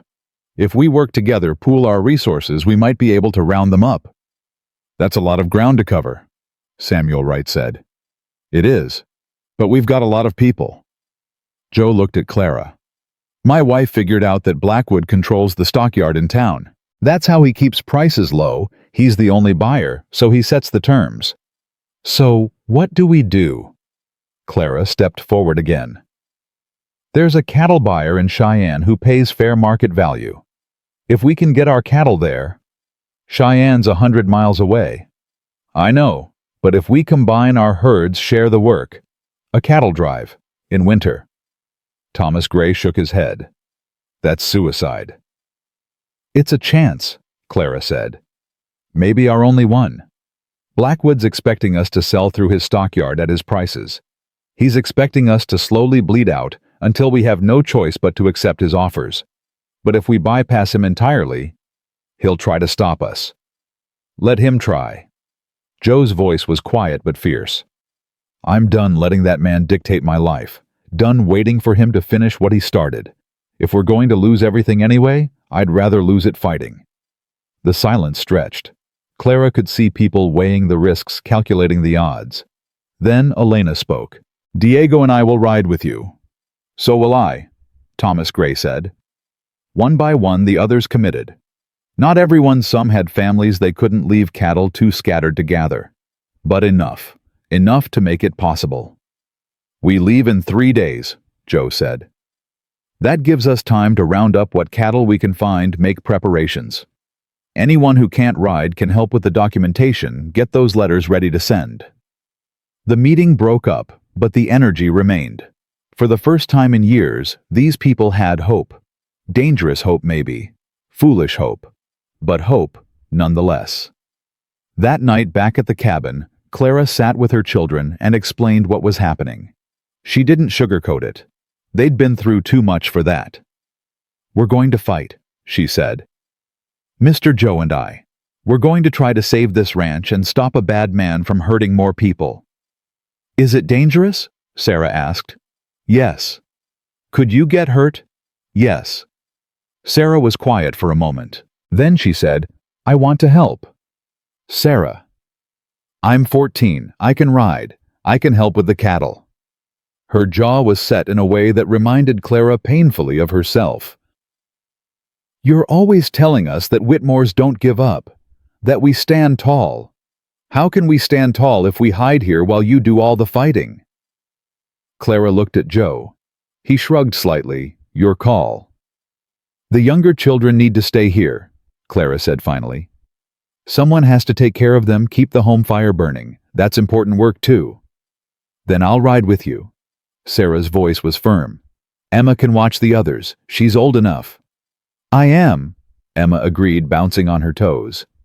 I can do it, Mama. I'll take care of everyone. And me, Thomas said quietly. Everyone turned to look at him. He'd been silent through the whole conversation, his face unreadable. I want to go too. Thomas. I know I'm only 9. I know I'm not as strong as Sarah, but I can help. He looked at Joe. You said we were friends. Friends help each other, right? Joe crouched down to Thomas's level. That they do. But this is dangerous work. Your mama needs to know you're safe. Mama needs to know we're not scared, Thomas countered. She needs to know we believe in her, in both of you. Clara felt tears threatening. Her son, her angry, grieving, scared son, was trying to be brave for her. Thomas, baby. I'm not a baby. But his voice cracked when he said it. I want to do something. I'm tired of being scared. I'm tired of waiting for bad things to happen. Joe put his hand on Thomas's shoulder. You know what, I think you might be the bravest person in this room. Really? Really? And I think... Joe looked at Clara. I think maybe Thomas could help with something important. Not riding with the herd, but something else. What? The documentation. The letters. Joe turned back to Thomas. Your mama needs someone to help organize all the papers, make sure everything's written down proper. Someone she can trust. Thomas's face lit up. I can do that. I can write good, Mama taught me. Then that's your job, keeper of the records. Most important job there is. Clara watched her son straighten with pride, watched the fear in his eyes transform into purpose. Joe had done that. Given Thomas something to hold on to when everything else was falling apart. All right, Clara said. Sarah rides with us. Thomas keeps the records. Emma watches the little ones. She looked at each of her children in turn. We're all going to fight. In our own ways. Together. Together. Lily echoed, not entirely understanding, but wanting to be part of it. Together. Will agreed, his voice still weak, but determined. That night, after the children were asleep, Clara found Joe standing outside, staring up at the stars. The cold was brutal, but he didn't seem to notice. You gave Thomas something today, she said, coming to stand beside him. Something important. Just a job. More than that. You gave him a way to be part of this, to feel like he matters. Joe was quiet for a moment. I remember what it was like to feel useless when everything was falling apart. After my folks died, my brothers handled everything. I was just the kid in the way, more than helpful. He shook his head. Nobody should feel like that, especially not a child who's already lost so much. Clara slipped her hand into his. His fingers were cold, but they wrapped around hers gratefully. I'm scared, she admitted. Me too. What if this doesn't work? What if we lose everything anyway? Then we lose it fighting. Joe turned to face her. But Clara, even if the worst happens, we won't have lost everything. What do you mean? I mean, he struggled for words. Before you came, I was just surviving. Going through the motions, waiting to fail. Now I got something worth fighting for. People who depend on me. A family. Joe, I ain't saying it right. He pulled her closer. What I mean is, you and those kids, you already saved me.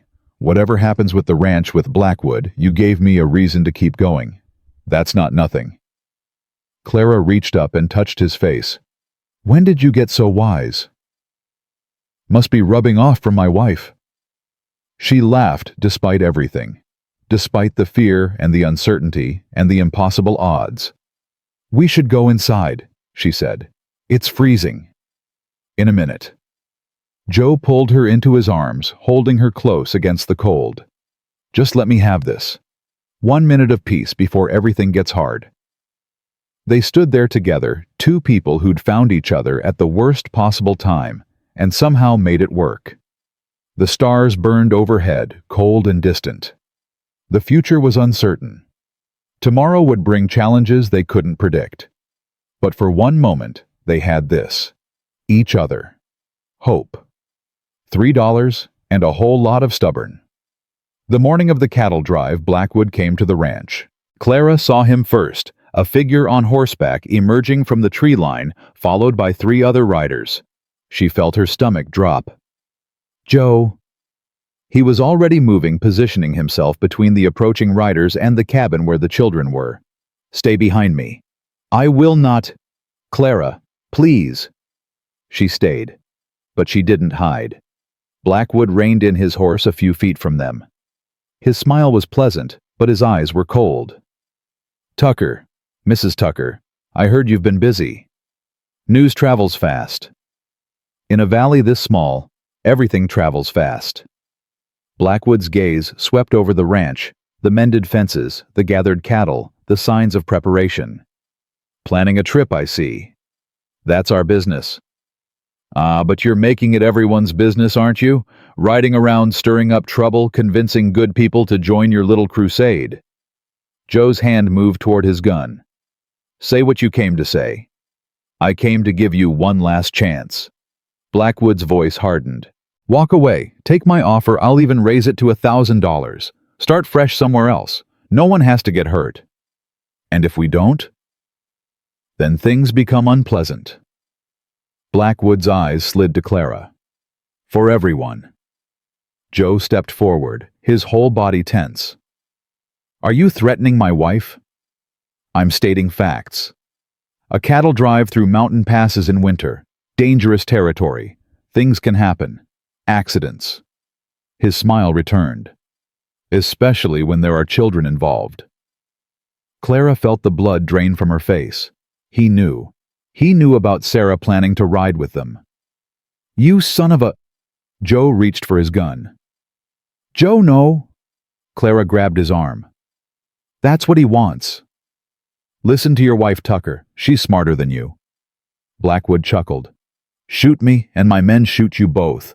Then what happens to those 5 children inside? Clara's mind was racing. He was trying to provoke them, trying to give himself an excuse. But there had to be another way. Mr. Blackwood. She stepped forward, putting herself between the 2 men. You're a businessman. Let's talk business. Blackwood's eyebrows rose. Now that's interesting. You want this land for the water rights. That's your primary objective, correct? Among other things. Then let's negotiate. Give us 6 months. If we can't make the loan payment by then, we'll sell to you at your original offer, $500. Clara. Joe's voice was strangled. But, she continued, if we do make the payment, you leave us alone. Permanently. No more sabotage. No more price manipulation. No more threats. Blackwood studied her. You're offering me worse terms than I already have. In 3 months the bank forecloses, and I get the land for less. But that's uncertain. Banks can be unpredictable. Loans can be renegotiated. Things can change. Clara kept her voice steady. I'm offering you a guarantee. We fail, you win. Clean and simple. And if you succeed, then you've lost nothing but time. You've still got your empire. We've still got our tiny ranch. Everyone goes home. Blackwood was quiet for a long moment. Clara could feel Joe vibrating with tension beside her, could sense Blackwood's men waiting for a signal. You're interesting, Mrs. Tucker, Blackwood said finally. More interesting than your husband, certainly. Is that a yes? It's a maybe. He gathered his reins. 6 months.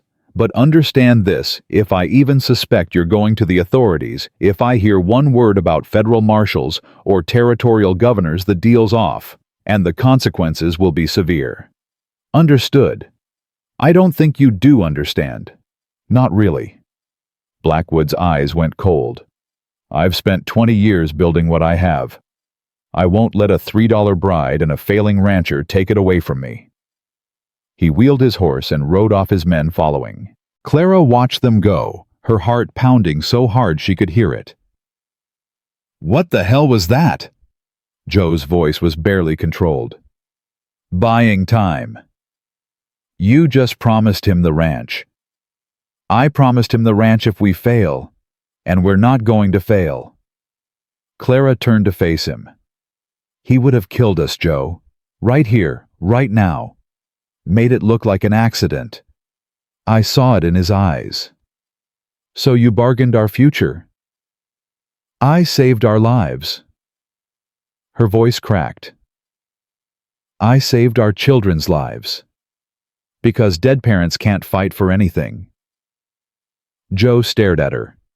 The anger slowly drained from his face, replaced by something else. Understanding, maybe. Or fear. You're right, he said quietly. You're right. I wasn't thinking. No, you were being brave. Stupid brave. Clara's legs felt weak. I love that about you, but it was going to get us killed. So what now? Now we do exactly what we planned. We round up the cattle, we drive them to Cheyenne, we sell them at fair market value. She took a breath. And we send those letters anyway. But you promised. I promised not to go to the authorities if he left us alone. He threatened our children, Joe. He's not going to leave us alone. Clara's jaw tightened. We just needed time. Now we have it. 6 months instead of 3. Joe shook his head slowly. You're terrifying, you know that. I learned from the best. She took his hand. 2 years of fighting alone. You learned to think fast. Clara Tucker, strategic genius. Clara Tucker, desperate mother who got lucky. She looked toward the cabin where 5 faces were pressed against the window watching. Let's get inside. We've got a cattle drive to plan. That night while the children slept, Clara wrote 3 letters. 1 to the territorial governor, 1 to the federal marshal's office, 1 to the Cheyenne newspaper. Each contained a summary of Blackwood's crimes, names of witnesses, dates and details carefully documented. She sealed them and gave them to Elena Santos, who would mail them from a town 50 miles away, far enough that Blackwood's spies wouldn't see. This is dangerous, Elena said. If he finds out, then we're no worse off than we were before. Clara's voice was steady. But if it works, if even one of those letters reaches someone who cares, it could change everything. You really believe that? I believe in trying. Sometimes that's all we have. Elena tucked the letters into her coat. You're braver than you know, Mrs. Tucker. I'm not brave. I'm terrified. That's the same thing. Elena smiled grimly. The brave ones are always terrified. They just don't let it stop them. Clara watched her ride off into the darkness, carrying letters that could save them or destroy them. She stood there until Elena disappeared from sight. Then she went inside to her family, to the man she loved, and the children who depended on her, to the impossible fight they'd chosen to wage. Tomorrow the cattle drive would begin. Tomorrow everything would change. But tonight they had each other. And that was enough. The cattle drive began at dawn. 32 head of cattle, 11 riders, 100 miles of frozen wilderness between them and Cheyenne. Clara sat astride her horse at the front of the column, Sarah beside her, watching the herd begin to move. You ready? Joe asked, pulling his horse alongside hers. No. Good. Neither am I. He almost smiled. Let's go save our future. The first day was brutal. The snow was deep, the cattle were skittish, and Clara's body screamed with every mile. She'd ridden before, but never like this, never for hours on end, never through drifts that reached the horses' bellies, never with so much riding on every step. By nightfall, they'd covered barely 15 miles. The riders made camp in a shallow valley, the cattle huddled together for warmth. Clara's legs shook so badly when she dismounted that Joe had to catch her. Easy. I'm fine. You're exhausted. We all are. She steadied herself against his shoulder. How's Sarah? Better than you, I reckon. Youth's got its advantages. Clara looked across the camp to where her daughter was helping Elena prepare food. Sarah moved with purpose, her face tired but determined. When had she grown up so much? She's amazing, Clara said quietly. Takes after her mama. She takes after herself. I just tried to get out of the way. That night, huddled around a small fire, Clara listened to the other ranchers talk. Stories emerged, stories of loss and struggle, of Blackwood's cruelty, of dreams, destroyed and rebuilt. These people had suffered, but they hadn't broken. My grandfather came to this territory with nothing but a wagon and a rifle. Thomas Gray said, his weathered face lit by firelight. Built his ranch from bare ground. My father expanded it. I was supposed to pass it to my children. His voice cracked. Blackwood took that from me. He tried to take it, Elena corrected. You're still here. We're all still here. For now. For now is all any of us have. Clara surprised herself by speaking. Every day we're still fighting is a victory. Every mile we cover is proof that he doesn't own us. Pretty words, Mrs. Tucker. They're not just words. Clara met Thomas Gray's eyes. I know what it feels like to lose everything. 2 years ago, I had a home, a husband, a future. I lost it all in one night. And I thought my life was over. But it wasn't. No, it wasn't. She looked around the fire at the faces watching her. It was the beginning of something else. Something harder, but more real. I found strength I didn't know I had. I found people who saw my value when I'd stopped seeing it myself. Her eyes found Joe's across the flames. I found love I'd stopped believing in. The camp was quiet. Snow fell softly around them, white and cold and strangely peaceful. So when I say we're still fighting, I mean it. Not because I'm naive, not because I think winning is guaranteed, but because fighting is the only way forward, and forward is the only direction that matters. Elena raised her cup. To fighting. To fighting, the others echoed. The second day brought worse weather. Wind howled across the open plains, driving snow into their faces, threatening to scatter the herd. Clara lost feeling in her fingers by mid-morning and didn't get it back until nightfall. But they kept moving, mile after mile, hour after hour. Sarah rode beside her mother without complaint, handling the cattle with a natural skill that made Clara's heart swell with pride. Mama? Sarah's voice was nearly lost in the wind. Yes, baby. When this is over, when we're safe, are you going to marry Mr. Joe? I mean, really marry him. Clara almost smiled. We're already married. You know what I mean. Like with a wedding and everything. Like you and Papa had. The mention of Robert sent a familiar pang through Clara's chest. But it was duller now, less sharp. Time and distance and love had done their work. Would you be all right with that? Clara asked. With me loving someone else? Sarah was quiet for a long moment. Then she said, Papa left us. He chose to leave. Mr. Joe stayed. He's choosing to stay every single day. Sarah? I'm not angry anymore, Mama. I was for a long time. But now I just feel sad. Sad that Papa couldn't see what he had. Sad that he missed watching us grow up. Sarah's voice was steady. I think if he could see us now, he'd want you to be happy. He wasn't strong enough to make you happy himself, but he'd want someone else to do it. Clara's eyes burned with tears that froze on her cheeks before they could fall. When did you get so wise? I had a good teacher. They rode on in silence. But something had shifted.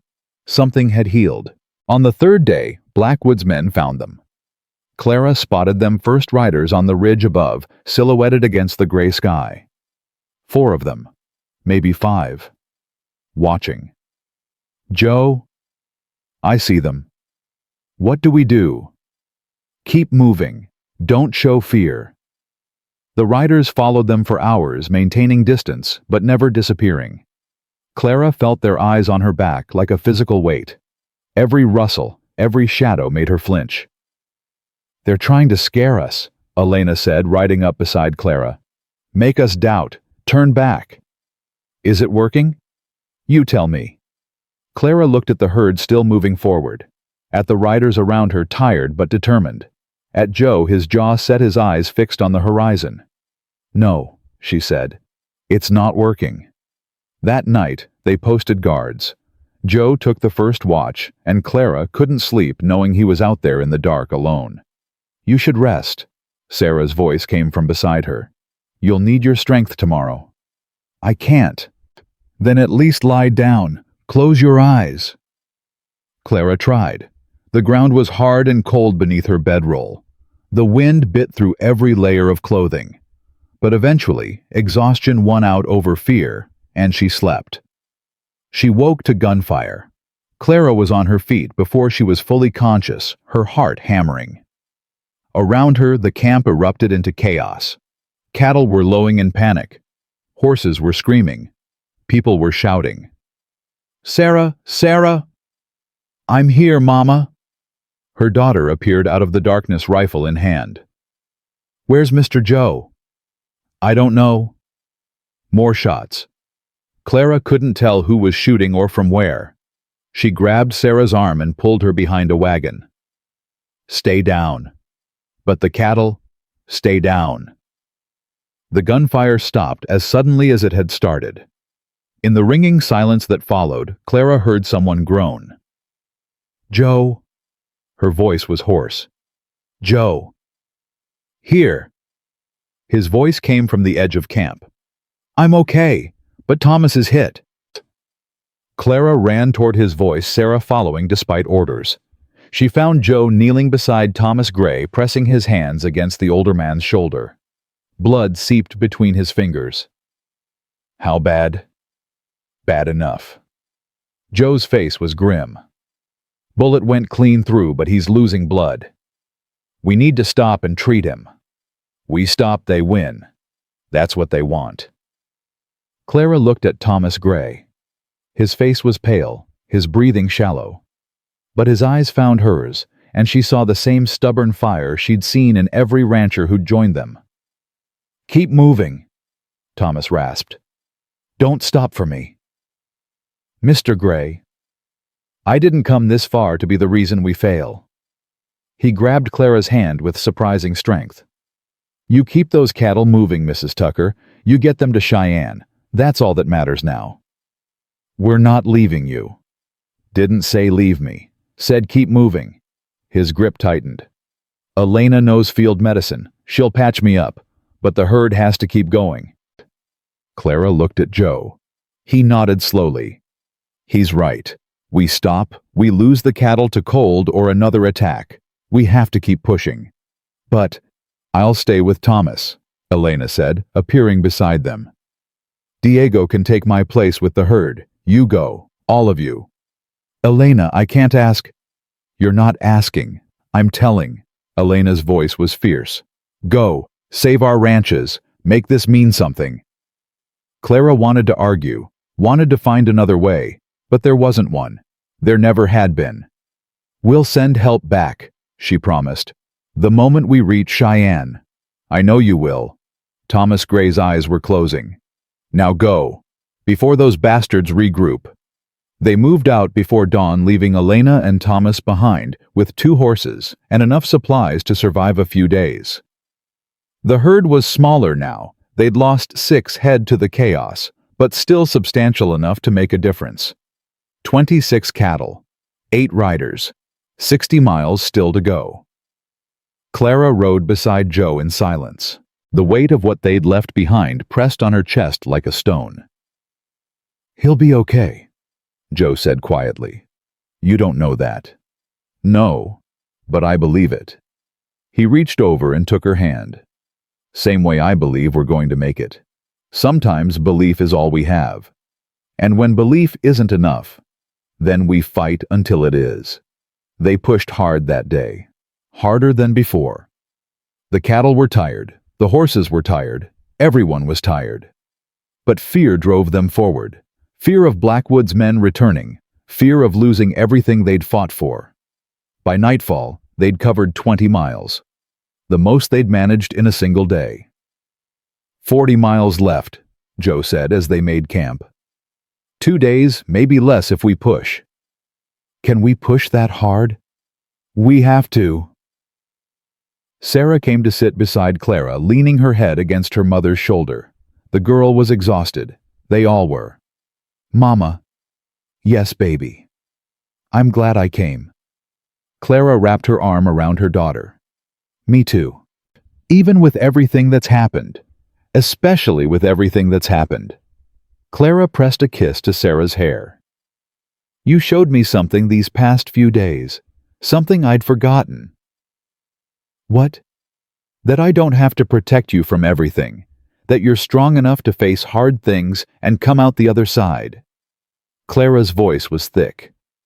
I spent so long trying to shield you from the world. I forgot that you need to learn to stand in it. Papa always said the world was cruel. It can be, but it can also be beautiful, and brave, and full of people worth fighting for. Clara looked around the camp at the ranchers who'd risked everything at Joe feeding the fire at the cattle that represented their last chance. Your papa only saw the cruelty. He couldn't see the rest. But you can. I'm learning to. Thanks to you. Thanks to all of you. The fourth day dawned clear and cold. No sign of Blackwood's men. Clara didn't know if they'd given up or were simply waiting for another chance, but she refused to let fear slow them down. They reached the outskirts of Cheyenne by mid-afternoon. The city rose out of the plains like a mirage buildings and smoke, and the distant whistle of trains. We made it, Sarah breathed. Almost. Clara's eyes were scanning the horizon. Let's not celebrate until the cattle are sold and the money's in our hands. The stockyard was exactly as Clara had imagined organized chaos, the smell of animals and money men shouting and bargaining. She found the buyer Joe had heard about, a man named Harrison who dealt with Chicago markets. 26 head, Harrison said, examining the cattle with a practiced eye. Good condition considering what they've been through. I heard about your drive. News travels. Can you give us a fair price? I can give you market price. $25 a head. Clara did the math quickly. $650. Enough to make a significant dent in their debt, but not enough to pay it off entirely.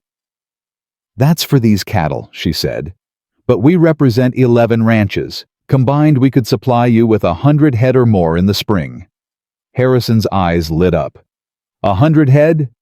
If you're willing to work with us, direct sale, fair prices, no middlemen. No middlemen meaning no local stockyards? Exactly. Harrison studied her. You're trying to bypass someone with local power. We're trying to survive. Same thing in my experience. Harrison smiled slowly. All right, Mrs. Tucker, $25 a head for these cattle and a contract for spring delivery at market rate. I'll even advance you a percentage as good faith. How much? Another 200? That's $850 total. Clara extended her hand. Deal. They shook, and Clara felt something shift in her chest. Not victory, not yet, but possibility. The ride back was faster without the cattle to manage. Clara pushed them hard, desperate to reach Elena and Thomas to get home to her children, to see if their gamble had paid off. They found Elena and Thomas 2 days out from Bitter Creek.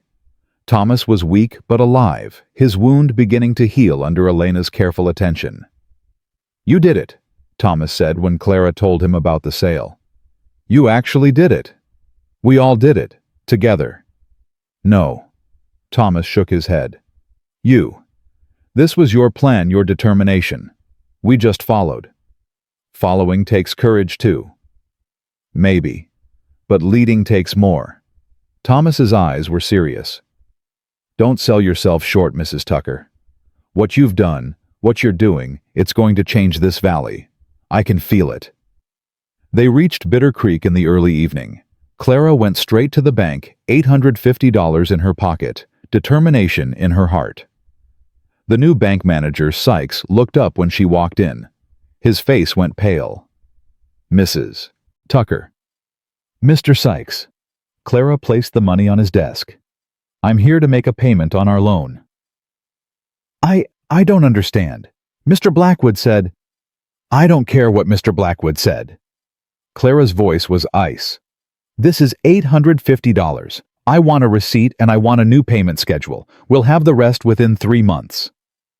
Sykes stared at the money like it might bite him. This is highly irregular. So is cutting fences during blizzards. So is shooting unarmed ranchers on cattle drives. So is systematically destroying everyone who stands in your employer's way. Clara leaned forward. The territorial governor has received a full accounting of Mr. Blackwood's activities. So has the federal marshal's office. So has every major newspaper in Wyoming. Sykes went even paler. You can't. I already have. Clara smiled, but there was no warmth in it. Now about that receipt. She walked out of the bank with documentation of their payment and a revised loan schedule that gave them 6 more months to pay the balance. It wasn't everything, but it was enough. Joe was waiting outside with Sarah. How'd it go? We're not saved yet, but we're not finished either. That's enough for now. They rode home as the sun set, painting the sky in shades of orange and gold. When the cabin came into view, small and weathered and absolutely perfect, Clara felt tears streaming down her face. Emma burst out the door before they'd even stopped Will and Lily right behind her. Thomas was at the window, his face breaking into a smile when he saw them. Mama, you're back!" Clara dismounted and caught her children in her arms, all of them at once holding on like she'd never let go. "We're back. We're home." "Did you do it? Did you save the ranch?" "We did." She looked at Joe over their heads. "All of us. Together." That night, after the children were fed and bathed, and finally blessedly asleep, Clara and Joe sat on the porch watching stars appear one by one. "I got a question," Joe said. "Go ahead. When this started, when I bid $3 on you in that saloon, did you ever think we'd end up here?" Clara laughed softly. "I thought you were crazy. I thought I was crazy for going along with it. I thought we'd both be dead by Christmas. And now I think—" She paused, searching for the right words. "I think sometimes the craziest things are the ones that save us. I think sometimes you have to bet everything on a stranger just to find out what you're made of." "And what are you made of, Clara Tucker?" "Same thing as you. Stubbornness and hope and a refusal to quit." She took his hand. "And love. More love than I thought I had left." Joe was quiet for a moment. Then he said, "I want to marry you again." "We're already married." "Legally, yeah, but I want to do it right, in the church with the whole town watching. I want everyone to know that I didn't just buy a wife for $3.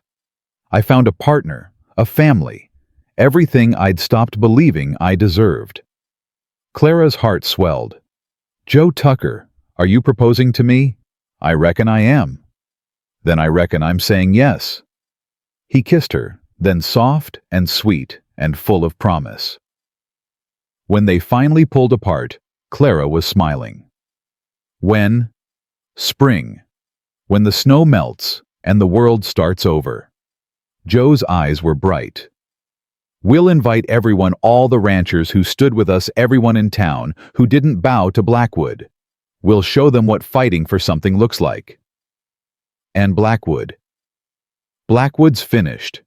He just doesn't know it yet. 2 weeks later, the federal marshal arrived in Bitter Creek. Clara watched from the general store as 3 men in long coats rode into town, their badges glinting in the winter sun. Behind her, Mrs. Miller let out a low whistle. "Well, I'll be. Someone actually came. Someone had to eventually. Blackwood won't go quietly. No, he won't." The investigation took a month. The marshal interviewed every rancher who'd signed Clara's documents, examined bank records, traced patterns of fraud and intimidation that went back years. Blackwood's lawyers fought back, of course, but the evidence was overwhelming. In the end, Cornelius Blackwood was arrested on charges of fraud, conspiracy, and accessory to murder in the death of Miguel Santos. His assets were frozen. His businesses were seized. His empire crumbled overnight. "It's really over," Elena said, standing beside Clara as they watched Blackwood being led away in chains. "I never thought I'd see this day." "I didn't either. Not really." Clara's voice was quiet. "I just refused to accept any other outcome." "That's not the same thing." "Maybe not, but it got us here." The wedding happened in April, just as Joe had promised. The snow had melted, wildflowers were pushing through the mud, and the whole valley turned out to celebrate. Clara wore a dress Elena had helped her make, simple but beautiful white, with delicate embroidery at the collar. Her children stood beside her at the altar. Sarah holding Lily, Emma, bouncing with excitement, Thomas and Will looking uncomfortable, but proud in their borrowed suits, and Joe. Joe in his best clothes, his face clean-shaven, his eyes full of something that made Clara's heart stop. "We are gathered here today." Father McKenna began to witness something rare and precious. Clara heard the words, but she was looking at Joe. At the man who'd spent his last $3 on a stranger because he saw something in her worth saving. At the partner who'd stood beside her through blizzards and cattle drives and fights that should have been impossible to win. At the love she'd stopped believing in until she found it in the most unexpected place. "Do you, Clara Margaret Whitmore Tucker, take this man?" "I do." Father McKenna blinked. "I hadn't finished the question." "I know, but the answer's always going to be yes." Clara squeezed Joe's hands. "No matter what comes, no matter how hard it gets, yes." Joe's smile lit up his whole face. "I do too, in case anyone was wondering." The congregation laughed. Father McKenna shook his head, but couldn't hide his own smile. "Then by the power vested in me, I pronounce you husband and wife. Again." He gestured to Joe. "You may kiss your bride." Joe did, thoroughly. The cheers were deafening. Afterward, at the celebration that spilled out of the church and into the street, Clara found herself surrounded by well-wishers. Ranchers who'd fought beside them. Townspeople who'd quietly resisted Blackwood's influence. Even Mrs. Miller, her usual frown softened into something almost warm. "You did good," Mrs. Miller said, pressing Clara's hand. "Better than anyone expected." "I had help." "You had stubbornness. That's rarer than help." The older woman's eyes were suspiciously bright.